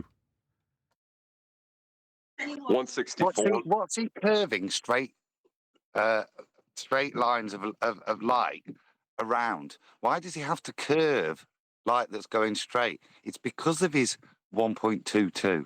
Yeah? This is his whole fundamental claim. This is why we don't need anything else. Listen to how they have to convolute themselves just dealing with the black swan. You don't need to go any further because they still can't address the black swan. Yeah, he needs to literally deny the evidence of existence of his own Earth curve horizon in response to the black swan. Heresy. And it's got me, the flat earther, laughing right in your face now, hasn't it, Rufy? Well, as beautiful as it is, it doesn't make what Brian's saying untrue. That's all I'll say. I'm not exactly, arguing that. Eli. I'm saying I don't think anybody said that. I think we said it becomes hard. You've got to go into a lot of explanation, and it levels a burden of proof onto you as to what horizons mean. We don't need to do that. It's their claim what the horizon is. Whether it's refracted or not, it's still fundamental with their terrestrial refraction what the horizon is. We don't need. I vaguely remember Ruhif bragging that he had even done the maths himself, that it was his mathematics, and it obviously was identical to Meta Bunk or whoever else's Earth curve maths. But I vaguely remember, I could be wrong on this, that he bragged about how he had done the maths himself, hadn't just taken it from a generic curve calculator, it was his that he had made. I bet someone will find that for me in one of the old shows. I think I already have. That never happened. I think I already have found that. I think it's episode 164. He's talking with Anthony about it. 164. Okay. Have you got a link? I think we'll do this live. That never happened. It's from another universe. Hold on. Alwyn needs to get his jape in for the 6th time. Yeah, that's right. Yeah, that never happened. It was from another universe, right? It's a Mandela effect. So that never actually happened, but we still have that recording, but it never actually happened. Come on. Yeah. I don't know. I'm thinking, and I could be wrong with my memory because this has been 2 weeks ago that I found it. So it's at 164, but I don't know if it is 164. Maybe one of the ballers can find it, right, and get Ruhif and just dub my voice over the top of him so he can continue to claim that it's actually me making a straw man claim for the maths that he's done very specifically himself because he's really smart and knows how to do Earth curve maths that places the horizon at 1.2 times the square root of the observer's hind feet, now claimed as a straw man that we're misrepresenting him with. What a joke. But Just got one bit, just Levi, just bit from QE, because I think he must be doing something. He's just sent me this. So, again, in response to what I was saying, but we're not arguing with it. Brian's argument is brilliant against a non sequitur from the skank and file boltards. Even though the terrestrial refraction doesn't exist, if I give it to them, please identify the refraction effect that moves the horizon exclusively and not the objects in relation to the horizon. Refracted horizons are married bachelors in their spheretard. Yeah. Thank you, John. QE. Yeah. Perfect. Yeah, you can't disagree. Can we finally move on to the video? Yes, please. With 5 minutes remaining on the scheduled live streams time. Great. Anyway, I've spammed the link previously, but I'll do it again now. This time, actually do go and let this videographer know, because we will cover his video now, that at Nathan Oakley 1980 sent me. And obviously keep it clean, keep it polite so that they don't remove your comment instantly because you've called them an idiot. If we're critical, I don't actually know. We might be on the same side as this Lex Friedman guy. So that's who we're covering, Lex Friedman. He's not got a massive channel, but hopefully you'll share some algorithmic love with him today if you're in our live audience. So let's have a listen. What's the difference between math and physics to you? To me, very, very roughly, math is about the logical structure of all possible worlds, and physics is about our actual world. And it just feels like maths is about the possible structure of all worlds. What about if you're describing something unworldly mathematically? Maths is just a language. That's a crap answer. It's not a good start. No, it's possible, not real. That's one aspect that you could describe with the language of maths. That's right. But I could simultaneously describe something that is completely devoid of what he just described, also with maths. So it's a crap answer. Yes, but this is Sean Carroll answering. And you're going to see that this statement he just said there, if you play it again, is going to come back to bite them, and it destroys everything that they're saying because it only exists in the math. Very, very roughly, math is about the logical structure of all possible worlds, and physics is about our actual world. And it just feels like our actual world is a gray area when you start talking about interpretations of quantum mechanics, or no? I'm certainly using the word world in the broadest sense, all of reality. So I think that reality is specific. I don't think that there's every possible thing going on in reality. I think that there are rules, whether it's the Schrodinger equation or whatever. So I think that there's a sensible notion of the set of all possible worlds, and we live in one of them. The world that we're talking have to do with physics. I had John first, but yes, I got your objection noted, Darwin. Otherwise, you'll say it 6 more times. Go ahead, John. The Schrodinger equation is a description, right? It's not a law. It's just a description. Like entropy, the second law of thermodynamics, is also a description, but it's not the Schrodinger law. It's the Schrodinger equation. So I don't know if I would agree with the way he's even using math there. He's already convoluted it straight off the bat because he hasn't said maths is a description, a language. So because he hasn't said that, he's blurred the lines straight away for the second answer. Go ahead, whoever that was, Chocolate. No, that was me. I was just saying the Schrodinger's equation is maths. So he can't relate that directly to physical reality. If he's trying to do that, because maybe I'm wrong. I thought he was trying to do that. We'll find out shortly. It's only a very short video. Might be a multiverse, might be many worlds of quantum mechanics, might be much bigger than the world of our everyday experience, but it's still one physically contiguous world in some sense. What? But so if you look at the overlap of math and physics, it feels like when physics tries to reach for understanding of Sorry, what overlap? Stuff. You go first, Darwin. I was late on my mute button. Go ahead. This just seems like a bunch of nonsense backroom talk. What the hell does any of this have to do with physics? I mean, this is like cheap science fiction speculation on top of astrophysics at best. And they might have looked up a couple of physics-related items or something. I mean, these guys don't know what the hell they're talking about. It's very obvious to me. Of our world.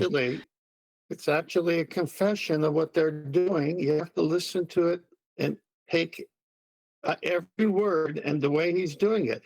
But the admission was at the beginning. You'll see by the end. It uses the tools of math to sort of reach beyond the limit of our current understanding. What do you make of that process of sort of using math to, so you start maybe with intuition, or you might start with the math and then build up an intuition, but this kind of reaching into the darkness, into the mystery of the world with math? Well, I think I would put it a little bit differently. I think we have theories of the physical world, which we then extrapolate and ask, what do we conclude if we take these seriously well beyond where we've actually tested them? It is separately true that math is really useful when we construct physical theories. Take them beyond where we've tested them. Admission. It's all this theories, like colloquial, not scientifically, proven. So we're going to take beyond what testing tells us, and we're going to make up black holes, all these different things. That's what I see. Right, this is all astrophysics adjacent horseshit. Well, he's full on blurred the lines between maths and physics so far. That's all that's happening here. And, famously, Eugene Wigner asked about the unreasonable success of mathematics and physics. I think that's a little bit wrong, because anything that could happen, any other theory of physics that wasn't the real world but some other world, you could Yeah, there you go. So in the real world, theory in this context would be off the back of scientific experimentation. That's the theory that we'd be talking about. He, as just pointed out by 10th Man, isn't talking about that kind of theory anymore. When you describe things in mathematical theory, you're describing, and that's it. It's just the language of description. That's all maths is. That's different to explaining something that occurs in the physical world. That's physics. Always describe it mathematically. It's just that it might be a mess. So the description might be a mess, but the description will never be an explanation. That you will acquire by physical experimentation. The surprising thing is not that math works, but that the math is so simple and easy that you can write it down. They always do it. I hear it every time they blur the lines. They use this word, very magic. Less magic than you might first think when you hear it. The word is work. So the maths just works. Well, why is that a magic word? Well, because what does work mean? It's got a very physical inference to it. When you hear about maths working, well, is the maths going to pull my wagon? No. Maths, the description, won't be doing any work. Yeah? What they mean is their numbers calculate out correctly. That's not work. But they use the word interchangeably when they're blurring the lines between physics, that's the study of the physical, and maths, which could describe and quantify the physical after you figure out how it works with physics. It down on a t-shirt, right? I mean, that's what is amazing. Go on. No, I was just saying equivocation. When they use the word math works so broadly It in is different equivocation. contexts. Yeah, they're using it in two different contexts. Correct. Same word. That's an enormous compression of information that seems to be valid in the real world. So that's an interesting fact about our world, which maybe we could hope to explain or just take as a brute fact. I don't know. But once you have that. Why? After describing how the maths of it will pad out, you're going to tell us that could tell us about the physics? Nah, experiment will give you that. That, you know, there's the indelible relationship between math and physics, but philosophically. Not really. I mean, some people go out and find out the cause of an effect they've studied in nature, and once they've qualified it, mathematicians can come on and quantify it, put it into a scale arbitrarily, and things of that nature. But, you know, finding out what caused things is back to my example earlier in this show. I don't know if it was in the pre-show or live show, I forget now. But in terms of adding acid to water, how much acid? Well, I don't know, 50% of the quantity overall? Okay, and that'll cause it to boil? Yeah, we know how much. Hold on a second, doesn't it take boiling the water with heat? No, we're going to do it with how much. The mathematical quantification of how much acid is in the bloody water for whether or not it'll boil. And then we'll put that how much acid onto a scale because maths works. Look, in my maths, I turn up the level of acid and the boiling changes. Look, it works in the maths. The numbers calculate out correctly. Meanwhile, over in physics, they figure out that adding heat to the water will cause it to boil.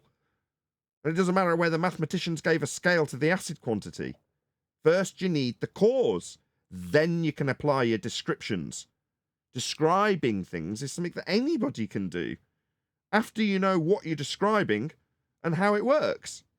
Well, how it works will come from the physics, the physical, the study of the physics of our world that we encounter. Describing it, be it in Spanish, Italian, or mathematics, can come afterwards. But they're not intrinsically linked. And the science has no dependency whatsoever on the maths. Philosophically, I do want to separate them. What we extrapolate, we don't extrapolate math because there's a whole bunch of wrong math, that doesn't apply to our world, right? Unlike science, which is empirical, you've got a hypothesis that will give you one or other outcome. Either your presumed cause will cause the effect you studied, or it won't. Well, one of those two outcomes will be proven true upon validation of a hypothesis through systematic experimentation. Unlike maths, which you've just boldly and laughingly declared how wrong it can be. Yeah, it can, because it's just a description. Being in Spanish doesn't make me right. Being in maths doesn't make me right either. Go on now, we need to turn into If math is supposedly wrong, then does that happen to be like the math about baseline? Who's doing that? Who's doing that? Hold on, Arwin. Somebody's off mute. Who's off mute? Come on, own up. Okay, and I like to do John. business. John. It's John. He's got it. Go ahead, Darwin. Carry on. Sorry about that. Now, I'm just very curious as to what this wrong math is. Is that, for example, like the mathematical realization of a 90-degree angle that you're going to need of a flat baseline, etc.? That kind of math? Is that wrong? Or No. If I've got 2 apples, yeah, and you say, give me 3 apples, yeah, on paper, I give you the 3 apples. You end up with +3, I end up with -1. Agree? Yeah, mathematically, I get it. Well, where's the minus apples? Is there such a thing as minus apples? It's an IOU apple. No, IOU apple, but there aren't such a thing as minus apples, are there? Not literally, but they could be translated as IOU apple. Yeah, but No, that's being churlish. The point that's being made there, yeah, is the maths is correct. It's perfect. It's correct. There's no fault with the maths. It's just the issue is the description of reality that the maths is trying to portray is not possible in reality. It's possible in mathematics, so the maths is correct, but the mathematics in this case is not transcribable to reality, and you can extrapolate that with some of the physics things that this guy is talking about. Yeah, maths will only describe, and if you use science to understand something, a cause and effect, it will enable you to use maths to describe it better.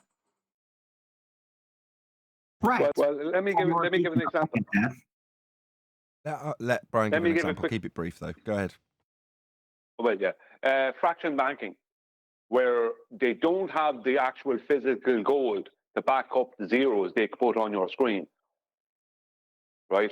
They can put zeros on your screen and tell you you've got something that doesn't actually exist in reality. That's fraction banking. They're using that exact maths. They don't have gold in their vaults to back up the amount of money they are giving out on loan. Right, but that's technically Same still an IOU system, right? I mean, that's what cash is. Well, it's an IOU. no, it's not that. But it's not that. But that's not an IOU there. That's not an IOU there. They're giving you something that they don't have. The same thing as me giving someone 3 apples if I only have 2. I can't do that. Right. In reality, They still owe them, right? They still owe you then. They might not give no, it to they don't owe you. it's Not in fraction banking. You owe them. We're But way that's on besides the fractional point. banking. You don't need any deposit these days for banking. So You're missing Brian's point. You're missing Brian's point. Correct, You're isn't saying it? that The when you maths invent, is correct. You're saying you invent something to give somebody, even though it doesn't exist. It's creating something out of nothing by purely typing in a couple more zeros onto a screen. No, it's agreed convention that you can, as a bank, with your amount of reserve, lend up to, it's Adam Smith, I think, that does this, isn't it, in the 1800s, that you can lend an infinite amount more. As long as you've got that 10 times more, 20 times more, whatever it is. That's an agreed convention. The maths is correct. The translation to reality is correct. The money never exists, but it was never pretended to exist. It was a loaning mechanism, and everything works. But unless When you're interrupting every bloody word of this. Does that make sense? Everything's correct there because when we're doing this fractional reserve, it's based on a convention that's actually designate us as imaginary. They already designate that amount you can lend as the bank based on your fractional reserve as an imaginary amount called credit. And the system works with that agreed convention for reality. So the maths there works. There isn't the gold. I agree with Brian, but the maths is correct to reality there. it used to work like that. Now it's like there is no more amount you need. They basically, it's like the lending is just infinite and it's all IOU. It's all debt based. There's no more amount you have. Yeah, but you're going off in the order to get an amount of debt. There's no limit to it anymore. But I get the but you're point. going off the trail. The point is money, just want to use this as an example. Money is a receipt for gold. That's where paper money and coins came from. They give you paper money or coins, and that means you're using that much of your gold reserve in the bank to buy something from someone else, then they can go back and give the bank that money, and then they get that bit of gold, right? But fraction banking is the money without the gold. So it's the same thing as three apples. Let's get this back on track. We'll just go back to the video. Okay, this is fascinating. Thank you. We extrapolate the physical theory that we best think explains our world. No, we don't. We can validate scientifically what the cause of an effect is in physics, and you can then afterwards describe it in maths. If you want your maths to be accurate, it'll accurately describe what happened with a quantified scale if you're describing how much of it. But that's about it. We don't then use maths to describe how reality is. That's absurd. I mean, that's the world we find ourselves in, but there we go. I think that's it. Okay. Thank God, we got to the end of the video. It didn't even take that long. I like them when they're short. Especially when we start them right at the end of a live stream. Right, any last remarks? I've got a plea for the audience, if possible, before you round out the live show. Been receiving a lot of stuff on Twitter. I've had a request today begging for a Flat Earth Debate Twitter channel. The guys retweeting and doing stuff in the audience, it's making an impact for me to be getting pestered like that. So I want to thank them and ask them to keep doing it. And maybe in the after show, it's something that's worth looking at. X or Twitter actually has a revenue stream now. And I think there's an appetite for the message that we're presenting. It's clear, it's concise, it's understandable, it's based in science. And it's the first time I've heard somebody say, please give us more Flat Earth Debate and please enter this platform. Arwin, again, I think you're included in that message as well. Twitter? Yeah. So I can go to and read the message if you wish. It says, that goes for you at Larchio Red and Nathan Oakley. If you guys can't be bothered individually, then just ask someone to set up an official Flat Earth Debate account with little clips from the show. I know some massive flat Earth accounts that would share and follow you. You would fly. Comments of, there'll be, I've got 4,000 straight away. You could get, you know what I mean? So, but it's an interesting point that it's the first time I've noticed, and I've been on Twitter a long time, somebody saying, come on, guys, can you provide something for this platform? And it's getting very big since Twitter became X. There's a tunes on there, and there's a lot of stuff. So I just want to say, I think that's partly down to having shared the show, because that's a positive step for me. Twitter has less restrictions, and there are people there that are saying, hey, we have these channels that will boost this channel. In essence, Twitter would be like a funnel to the people back to this show too, because they'll see the clips, they'll say, hey, where's this coming from? It's YouTube. Okay, great. Let's watch this YouTube. This is when they go live, 9 a.m. Eastern Standard Time, yada, yada, yada. Agree.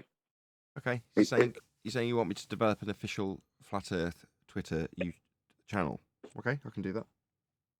I think it's worth it, Nathan. There's a lady I follow, Flat Earthers. She's probably posting 10, 20 things a day. But she's just announced, brilliant, look, Twitter's got in touch with me saying you're a content provider. We recognise that. We'd ask you to join this so that we can actually monetize your efforts.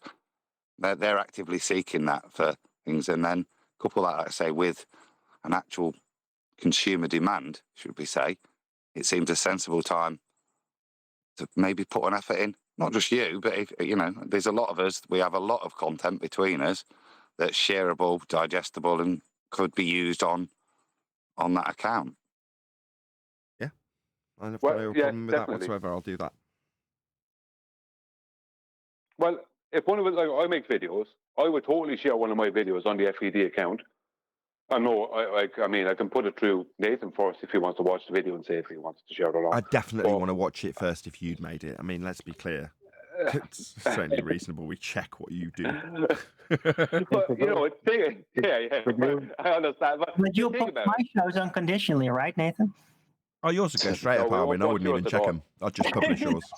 No worries.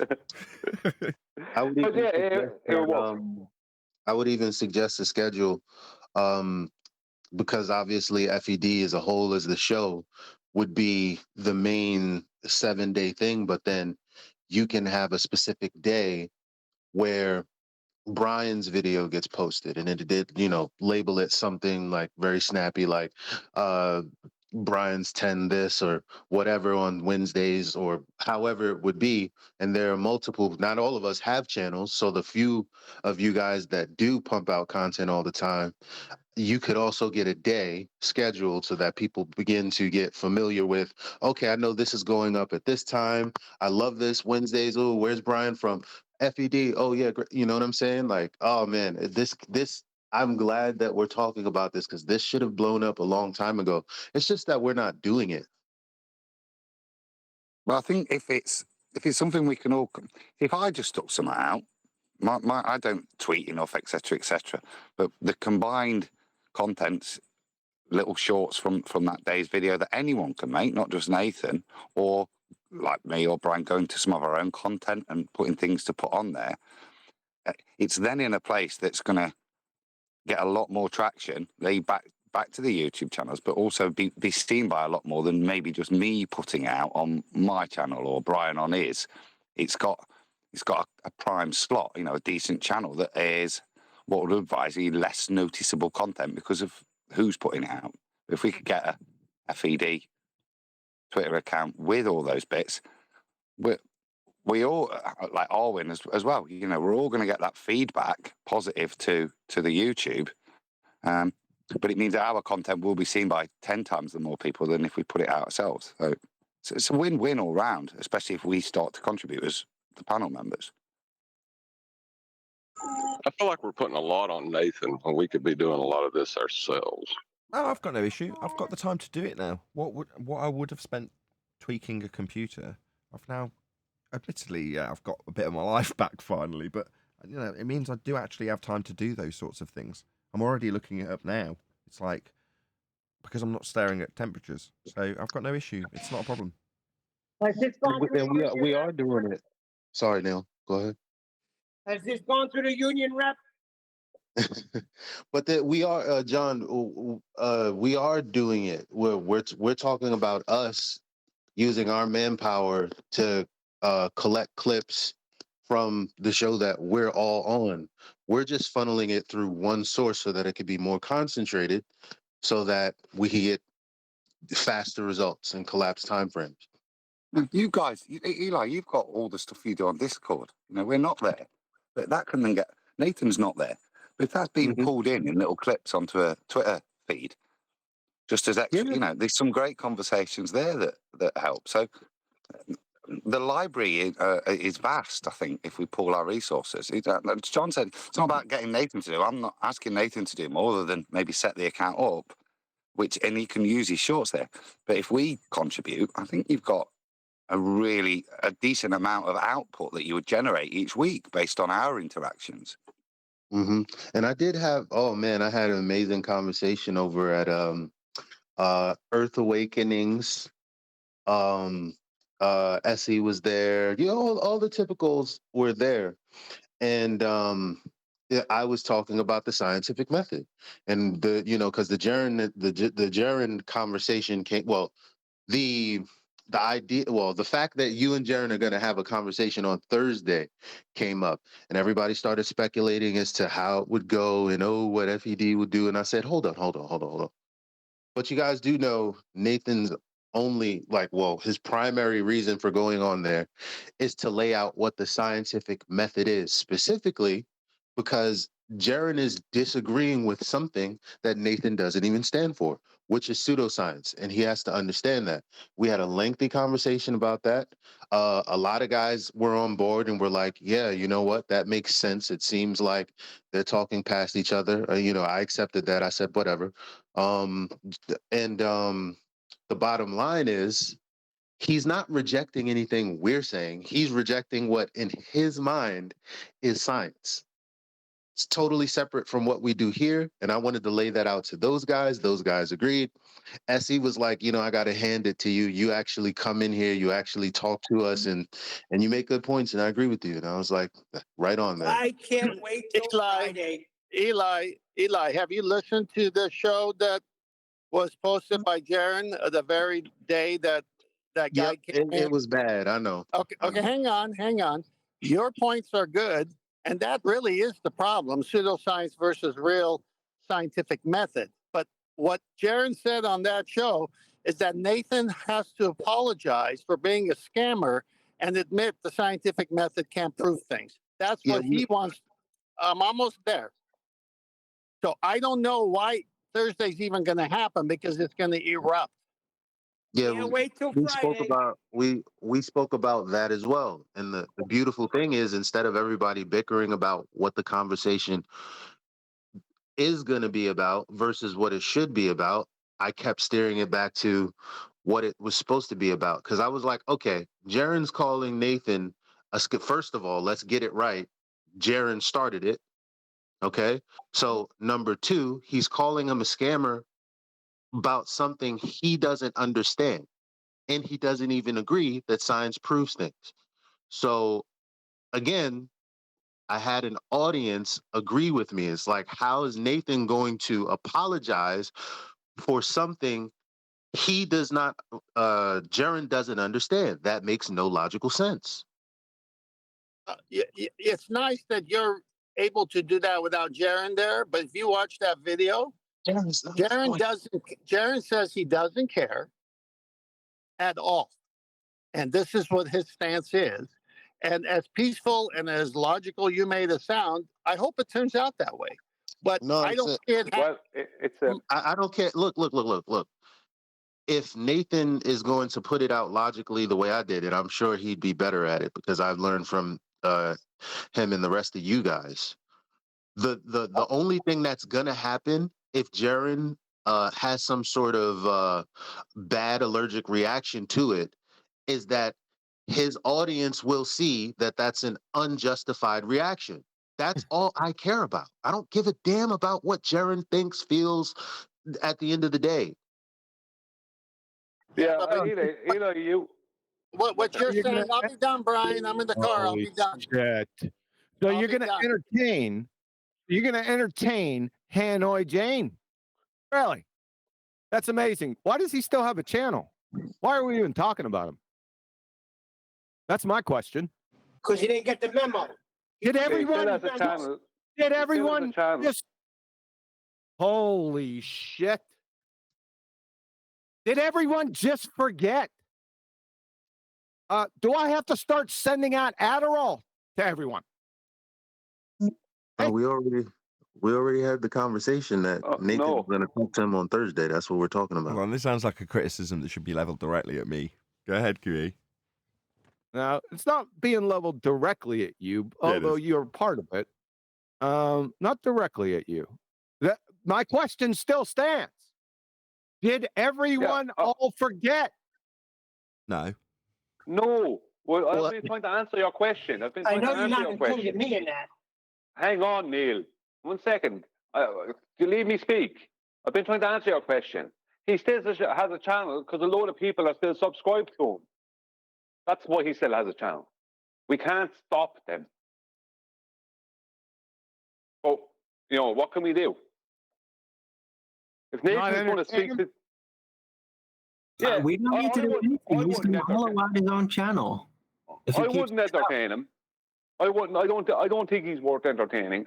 But if I was in Nathan's position and I was going to talk to him on Thursday, like Nathan said he wants to do, and it's been set up to do, so it's more than likely going to happen. All I'd want to know from him is what's his standard, because our standard, or the standard Nathan is going to bring, will be scientific method. So what's his standard? Nothing proves nothing. That will be his standard, and that's the only thing that could come out of it. If you watch the video, he's expecting Thursday, this is Jaron, Nathan to come and apologize. That's his reason for going on Thursday, not what we're talking about, which is a decent civil conversation of the differences between pseudoscience and the scientific method. It's not about that. It's about Nathan apologizing for having images of him and Whitsitt on those shorts, and that Nathan attacked them when, as Eli said, it was Jaron who came first and launched the salvo that were scammers. I see what you're saying. So you're saying that he's not.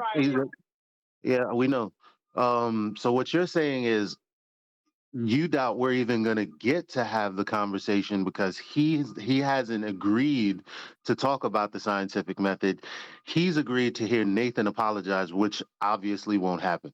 Yes, but I'm not saying that. He's saying that. Just watch the video. No, what's happening is he's expecting an apology because he has some feelings in the issue, right? It's going to come back to him and his selfish feelings, not what's right and what's wrong. That's the problem here. That's why it's even happening. Now, Kiwi is right? I agree. Why are we even entertaining this guy? But what is happening here is there is a fight going on for scientific method. And is that not what you've been trying to fight for years? So even though it's not the opponent you want, it's the opponent that Nathan has at present. When you have to bring in your video Nathan's wife and children, me on Nathan's lap and previously in his crotch, and he's saying Nathan is crude. This guy's not worth our time. It's not going to work out because he is only on one mission, to make Nathan apologize and say science doesn't prove things. That's the mission he's on. Let him die on that stake. I can't wait till Friday. Hey, just so we can be clear, though, the mission, the point is about the audience. That's what this is about. It's not really about Jaron's understanding as much as everyone else. They're all brainwashed zombies anyway. Who cares about that? I understand. Refraction, that's cool, but if the audience is expecting Hold on. Sorry. Say that again, Neil.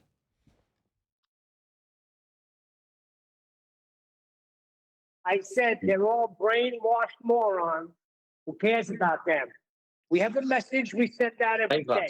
Hold on, just stop. Everyone, I'm trying to talk to Neil. Hello, Neil. Are you referring to the people that were literally referred to directly before you said that, which is the great unwashed, if you want to demean them, in terms of the information? I agree with you, by the way, John. Is the main purpose is to get that out to everybody, like the general purpose. You know, there's two benefits to that. One, I negate some detrimental effects that are caused by Jaron claiming I'm a scammer, and also there's a benefit to Jaron being able to win debates by understanding how science proves things, and that's why people would want to hijack the words of it, right? Well, there's lots of benefits, but when John said, well, the whole point is to get it out to the masses, you're like, well, they're all brainwashed zombies anyway. But you're... No, I'm talking about Jaron's crew. Oh. Not the whole people in the world. No, fine. Crew. Whatever. Then it's just some ad hom against them, but fine. Go ahead. Nathan, I'm not saying don't go on the show. I want you to go on the show. I just want you to watch his rebuttal video before you do, so that you know how his tactics are, because you're going to win this, because he's not going to win with his tactics. I mean, tactics. Just tell me. I don't need to watch his video. I know, Jaron. You don't understand. The video. Albeit yesterday I was busy doing other things on my birthday, so I had a lovely day and I didn't check any messages. And Jaron's responded to me. I've got like 9 unread messages from him that I haven't actually had a chance to have a look at. But they're off the back of a back and forth between him all of the previous day and into yesterday morning. First thing I did was respond to Jaron, in fact, when I woke up. And then I went back and edited out some of the swear words I used. Hopefully he didn't read it before I edited it. Nevertheless, we're as bad as each other in that regard. But I don't need to watch his video. Just tell me. If you're saying he's got some tactic, I have no... Other than me figuring out in my mind, how am I going to disseminate the empiricism that a hypothesis offers in the most simplistic, one-sentence way that I can say 50 times in the space of 10 minutes? That's all I'm thinking about. If you're saying, no, by contrast, he's got an agenda and a way and an MO, and he's going to employ all these tactics... Okay, fine. I don't really understand what agenda he's got. I've asked him, I've said, look, whatever you want to talk about, fine, just talk about it. And his response to me was, whatever I want to talk about? I'm like, yeah. I only want 10 minutes to explain how science proves things. That's all I want, right? But now you're telling me about tactics. For what? Fill me in if you perceive it that way. Well, Nathan, since your computer is working, and this is the last thing I could say because I got to get out of here. Since your computer is working, take the hour and 20-some minutes and do the homework, because you're going to win this debate based on what you want to do, but you got to see the vitriol, the anger, the hate this man has for you, us, and your family. The way he depicted you, the way he depicts us. He's not coming in to where you say, okay, we're going to have a debate, but I don't want to know my debater's tactics when you have him telling you he's going to do in advance. Okay, first not and a foremost, friendly- let me just respond to 10th, everybody else, please. If it's being set up in a manner that it's perceived to be a debate, there's no debate here. There is no debate about whether or not science proves things.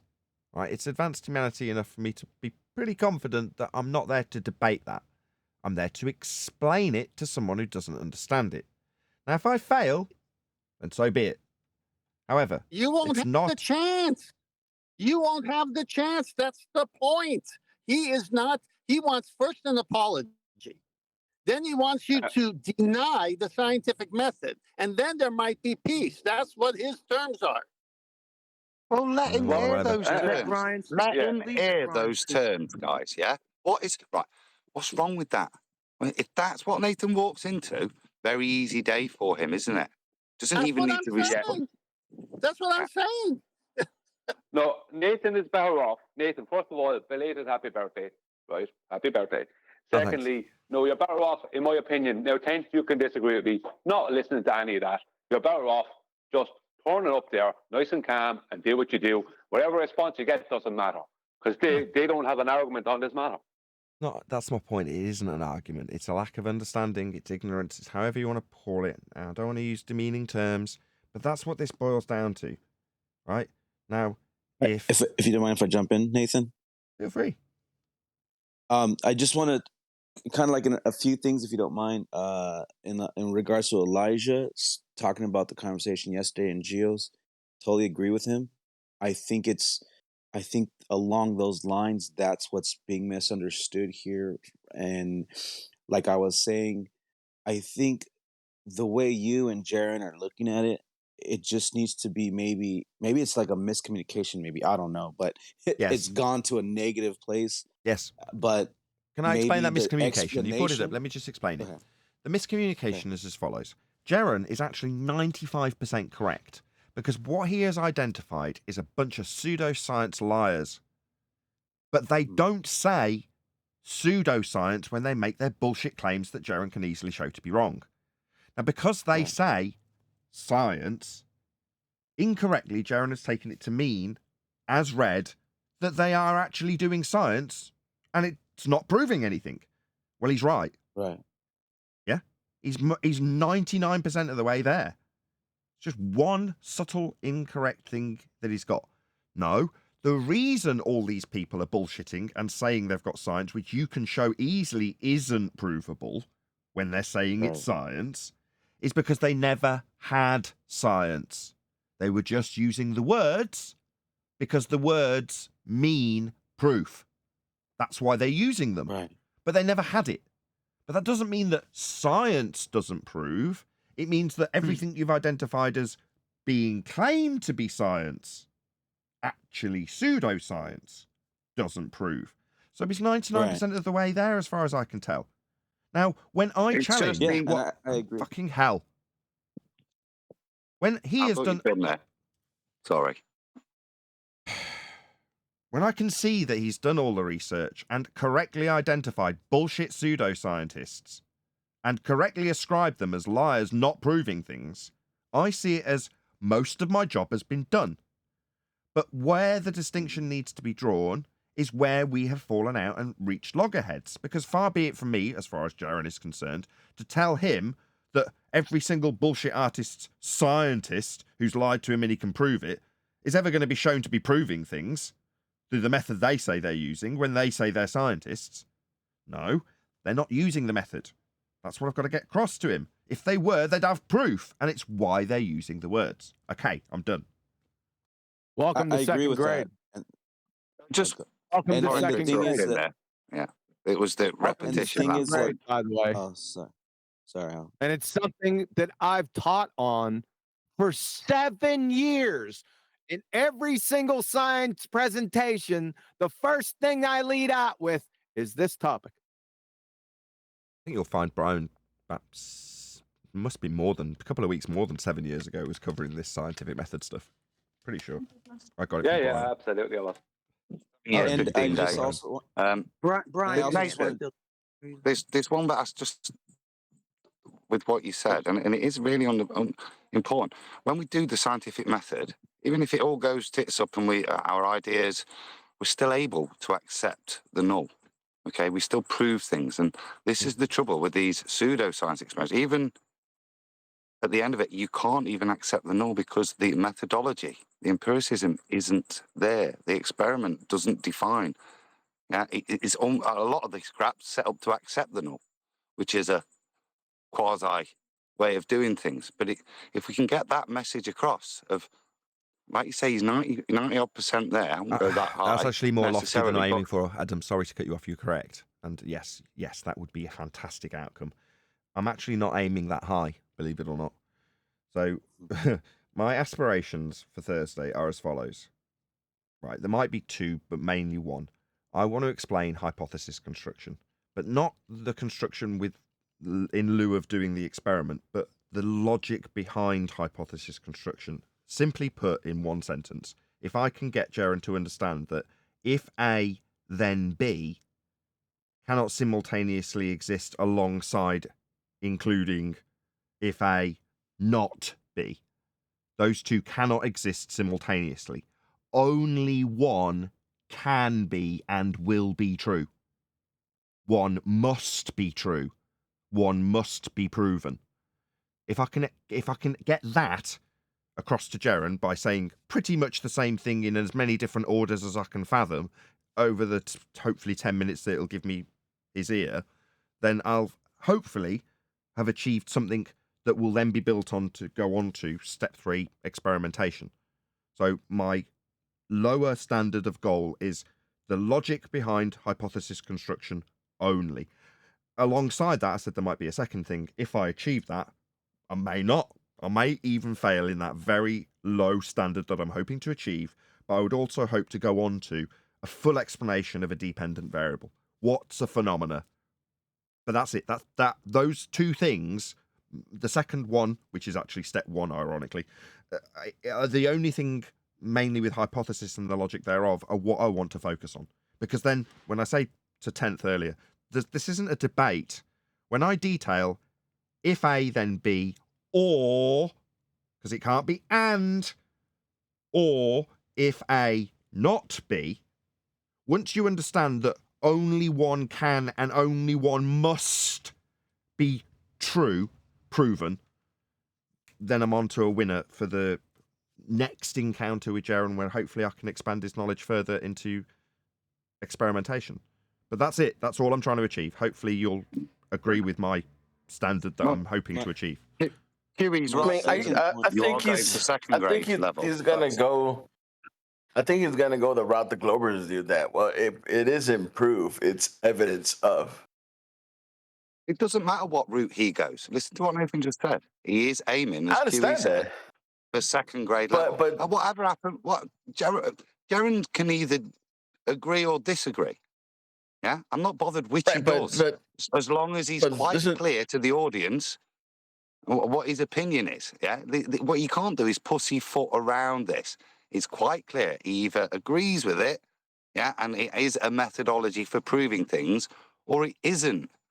And that's a sad world he's going to end up in if he claims there's nothing for proving things.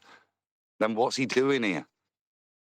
Yeah, what I'm saying is that they're going to use the word, they're going to replace the word proof for the word evidence. But what is evidence? What is the definition of evidence? Proof. Yeah. Nathan, just real quick, my second point I was going to make, I just kind of been waiting because everybody kind of jumped into it, which is okay. But I was going to say that I just want to also tell you that that's why the event, quote unquote, that I've created in Discord, I'm not putting Nathan, Jaron debate, because it won't be a debate, but more along the lines of just a discussion. And then, but it will kind of have a setup to where I don't want the back and forth interruptions, cutting off type of thing. Just like you get 5-10 minutes to explain exactly what you were saying right now earlier. Bullshit. And give him Bullshit. Bullshit. Yeah, What you don't want that bullshit. to be, We're not going to or it's not listen going to be to a that way. 5 or 10-minute monologue of horse shit without interruption. Not a chance. What do you mean? What do you mean, You listen Nathan? to You're modern day saying Nathan's debate going a to get? bit too many times. That's what I mean. Are you saying Nathan can't talk for 5 minutes without Yeah, saying bullshit? what I'm saying is you don't let incoherent monologues go on for 10 minutes. You deal with one single claim at a time. Claim, support, to exhaustion. Claim, support, and then the other person goes. Claim, support to exhaustion. Not Okay. no fucking incoherent monologues. Get the fuck Well, out of here. Okay, Yeah, so I agree. the structure would have been where they kind of can say their piece and then go into like along the lines what you were saying, where then you can then dissect what has been said from both sides, and then like one item at a time. But there should be, I think, like the kind of like the way Nathan just explained it fully, like in the 2 minutes it took him.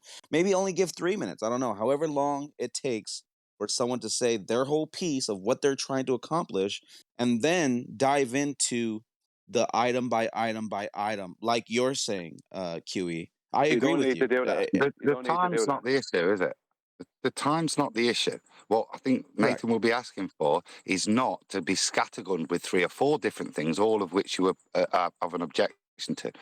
Now, I'm not saying you should be Right. talking over each other, but at the point of contention, yeah, if somebody moves on having made a statement of truth that you've got an issue with, that's where the conversation, the person needs to stop and allow rebuttal. So that's where the moderator will Right. have to say, stop, Darren, stop, Nathan. There's an objection to that point. You can't carry on there. We need to clear Right. that point up before we get on to the next statement that you're going to That state as your truth. So, yeah. that's that is the goal. That's what I'm shooting for, to where I will allow, like both sides to say their piece, and then the discussion, which will the event will No, be, you're missing the well, point. No, hang on. Let me explain it to you. You're missing the point. What about if Jaron starts saying something that Nathan has an issue with, or Nathan starts saying something that Jaron has an issue with? They should be allowed to have that issue with it right there and then. None of this 5 Yeah, okay. minutes of this is what I believe nonsense. That is a load of bullshit that goes on, as QE says, on modern day debates. That is not a debate. Right? You make a claim, and if someone has to go to contention with it or wants you to support that claim, then you have to do it. That's the way it is. That is the only way it works. Well, let me say this. Let me say Go ahead. this. This is important, because if you Apocryphon, I think, if you don't understand this and the moderator doesn't understand this, then the conversation is going to go bad very quickly. Now, first, I'm going to use an analogy in the form of a question. How often do you beat your wife? That's a trick question. If you don't at all. Right. So if Jaron is coming in and his main point is to get an apology from Nathan for telling people that science proves things and he's wrong, how's that possible? Right. Again, so I was gonna say this too. I spoke with Jaron yesterday, and at first I know on his show he said, I will apologize if he apologizes. But then, according to yesterday's conversation, I'll actually open it up again and kind of that, in Telegram. Yesterday's conversation, he was more along the lines of, let me see here, just real quick. Let me skim through it. He's like, I don't know, if you get it, but he said, I don't think it's going to turn out the way you think it's going to be. If you're looking at it in that way. And I'm like, okay, well, it'll just be a discussion. And he's like, oh, yeah, good. Sounds good. Like, it's not going to be like, just like what Nathan said, it's not going to be a debate. It's not going to be good if it's a debate like that. But to give time to one another. Yeah. In the discussion, if he go ahead, Nathan. I was just going to say, constantly, everyone on the panel and in Discord, when they're addressing this, doesn't seem to understand that Jaron and I do actually have a relationship of sorts that's prolonged, that's gone on for a long time. Number one, while we both are guilty of being hotheads, and aggressive in messages and various. We've both got similar faults in that regard, right? But in terms of how we both behave when we're in each other's presence, I'm sure it will get heated. I absolutely expect it to. That doesn't mean that me and Jaron will be disrespecting each other. It doesn't mean that we won't have a decent, cordial conversation with each other. It's that I have no doubt in my mind that it's not going to disseminate into something like what you would expect from a baller versus a flat earther. It's not going to be like Toon versus Patrick or Toon versus Jaron for that matter. It's just not going to be like that. I think you've all Will got the wrong Smith had idea a of how this is going to go relationship- down. You're all picturing a debate that needs severe levels of control. It doesn't even need a moderator. This is just useful that Jaron and I don't need to necessarily focus on the argy-bargy of running a show or running a room or running a Discord. We don't have to do that. It's just primarily us. Just the convenience of having someone else to do that is the only reason it's there. Not so that somebody can exercise their control, because we will need it expressing on either of us. I don't think that's ever going to be the case between Jaron and I. Right. So just put your minds at Right. rest in that regard. It's not going to go down like that. You've got the wrong idea of how this is We going to should go just down let- if you think that's how it's going to be. I agree. We should just let you You could handle this. Just don't put any constraints on. Just let Nathan handle it. I agree. Well, Yeah, and I in don't the even same think- way, I right? don't even- In the same way and I that don't- I'll just make one more point. In the same way that we disagree on the panel, right? And sometimes you can fall out with other panel members, or me or whoever, on the panel, and then there may be a slight void that opens up between two panel members that eventually closes or gets ignored. Yeah? Well, in the case of me and Jaron, that's the scenario, right? He could be on the panel, but there's a cavernous void that has opened up between us. Well, all that takes is for one of us to build a bridge, dangle an olive branch, do whatever it is metaphorically that you want to say. But that doesn't mean that Brian and Neil aren't going to kiss and make up at the end of the massive cavernous void that opens up because of a disagreement. Well, this is that scenario. Rather than somebody who fundamentally opposes me, right? I will instantly be able to find allegiance with Jaron in terms of things he's right on, because he's mostly right. Now, where there's a subtle discrepancy, I've tried to, in my mind, go, where can I pick, in the subject matter specifically of the scientific method, an aspect of it that addresses this inconsistency with Jaron? Well, for me, the hypothesis construction and the logic it contains is infallible. It's not a debate, it's not a discussion point, it's an education. And once you understand how that logical consistency works within the method of the hypothesis construction, if A then B or if A not B, that will address that point. And there's no arguing against it. So that's all I'm trying to get across to Jaron. I don't think there'll be a massive row. He might have a lot of bitter taste in his mouth over things I've done. Well, if he wants apologies for those things, he'll get them. Yeah? So if people are looking for that from the show, they might get that out of me. I'm pretty humble. I'm more than willing to eat humble pie if he's taken offence to thumbnails, for example, which is specifically referenced to me. Well, when he did, my response to Jaron, just so you know, the argy-bargy of things that aren't related to the topic and aren't really that important. In fact, let's not say that. Demeaning things that he's highlighted as important to him. So I won't say they're unimportant. They're just not what I'm saying. Very important because it's what Jaron's highlighted. So if my use of thumbs with his face on them, which is his objection, needs addressing, I'll eat humble pie and apologise. So, okay, I understand why that would be objectionable. Won't happen again. I apologise. Yeah? So there will be things that hopefully get addressed, providing they're reasonable. I mean, while Jaron, you've got to take the tit for tat between us at surface level. I demanded, unreasonably so, that Jaron must apologise to me in advance of me educating him on this. I was very forthright, bold about it. Yeah? Asserting my dominance as an alpha male over Jaron. What's he done? He's responded in kind with the exact same sentiment, hasn't he? Touché. He and I are very alike, right? Probably why we're locking heads so badly. However, don't misconstrue him demanding the same unreasonable standard where he must concede to what I'm about to educate him on before he's been educated on it for me to educate him on it. That was my unreasonable standard I laid down. I see a mirror being held up when he does that. You guys just see the unreasonable standard, or 10th man did. I don't. I see a mirror. That's all I see. There you go. I said my viewpoint on this the other day. and I can't really say it publicly, or else my viewpoint kind of scars it up. What I expect to happen. So, but yeah, Nathan, you got this, man. Just stick to your guns, and you're good. Yeah, I'm not worried. Well, I think it's very simple.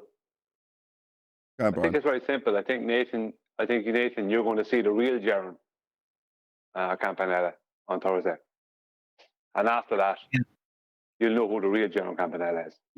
And that's the frustrating thing of those that have had experience of Jaron, personal, over many years. This is why it's so confusing. That's why I've got every faith with hearing, and it's good to hear Nathan's approach to this. It is very much based on having a relationship. It's a bit like marriage counselling in a way. Yeah, you're not going to be dicks because hopefully you've got enough respect for each other in the past, and I hope that's the way it is.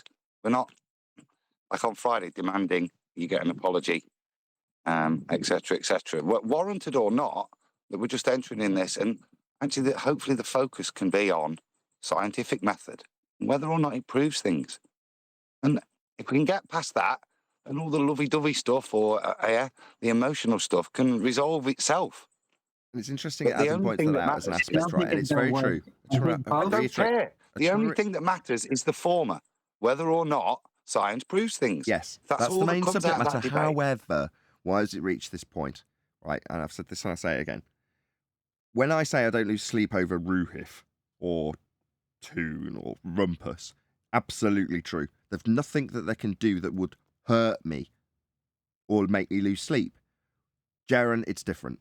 Yeah, I've said it before. It does cause me to lose sleep. It hurts when it's somebody that I don't want to say, when I say it in this context, it sounds icky, but have a relationship with, especially when Adam's example was marriage counselling. But that's how it feels when it's somebody that has more importance to you. I couldn't give a toss about Toon or Rumpus.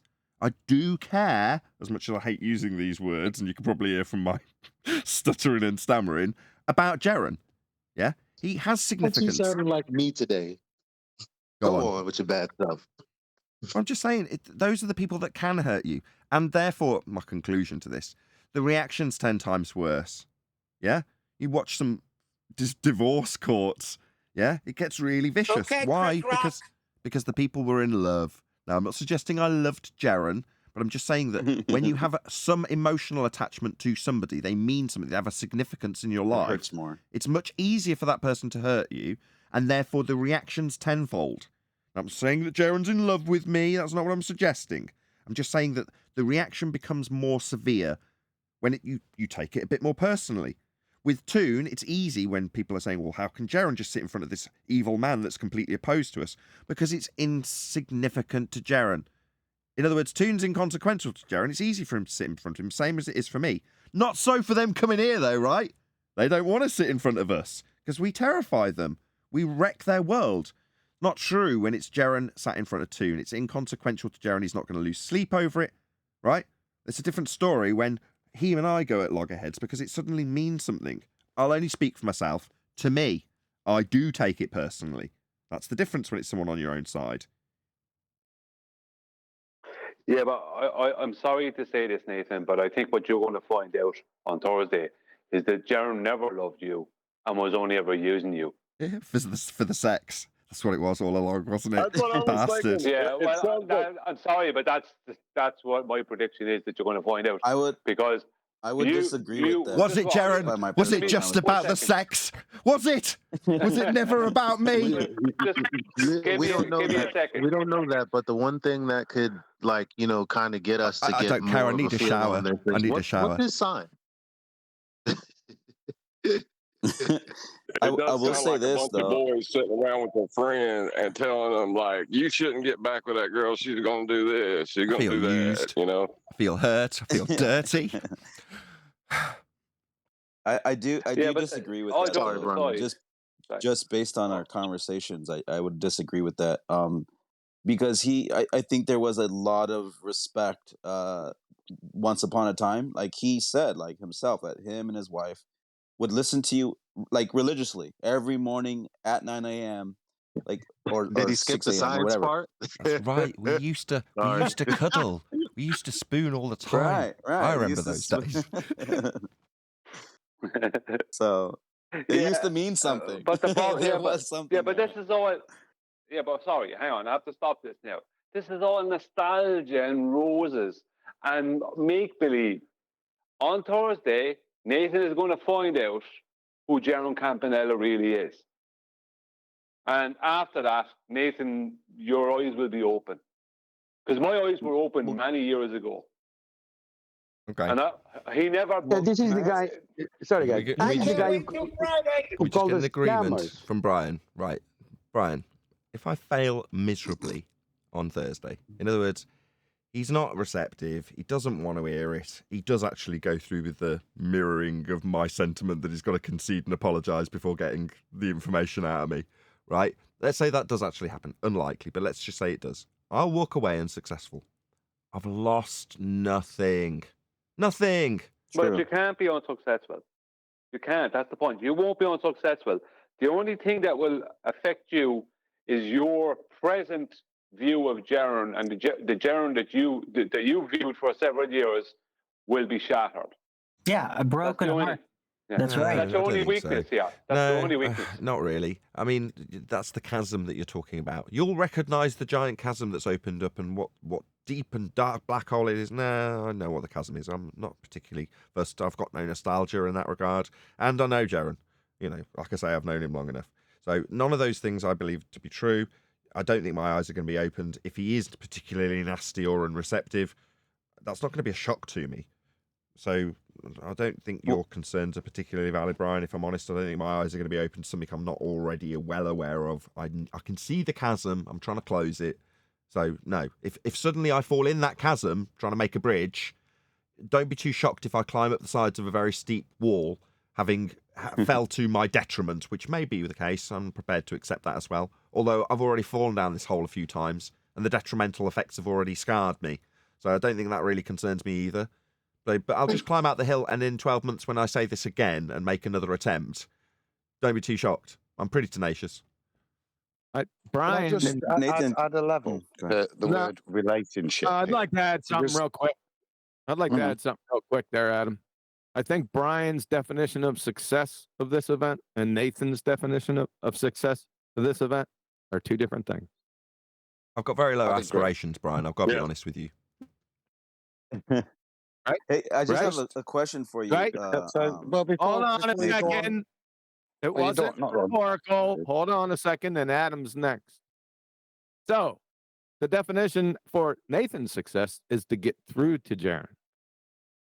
Correct? Yes. Yes. What's your definition of success? In your eyes, Brian. That Jaron will be completely obnoxious, won't want to listen to anything Nathan says shows up ridiculous amounts of either ignorance and maybe dishonesty. So success would be to show that Jaron will show his true personality. Yeah, there you go. Yeah, I knew you had him. I knew you had him different. Okay. All right, Adam. Sorry for interrupting you, sir. Go. That's no worries. All I was meaning when I said the word, I noticed it needed a notice, the word relationship. But there's a reason I didn't use the word friendship, because this is not like panel members falling out. Yeah, there wasn't really a friendship there as far as I'm aware. There's a relationship. And that relationship for Flat Earth is quite important. It was very successful in the past. And that's all you're trying to fix. It's a business model, which is the dissemination of Flat Earth. Yeah? That's what's worth trying to fix. And as I think Nathan said it earlier, he's not doing it to be mates, but if we could get Jaron to use the strength of the scientific method to understand it, then all our business models improve significantly. That's the relationship that's worth a bit of investment. Perfect. With that, I'm going to say another huge, massive, enormous thank you to both Discord and G+ panels for making today's after show possible.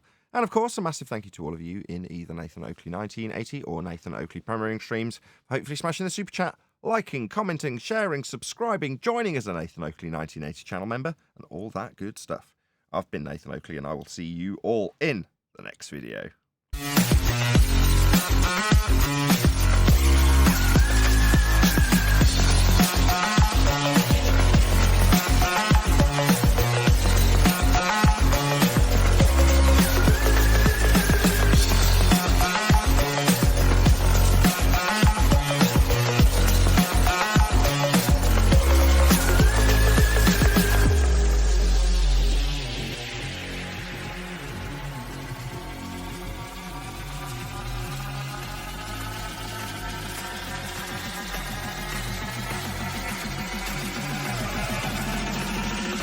Oh, what a day!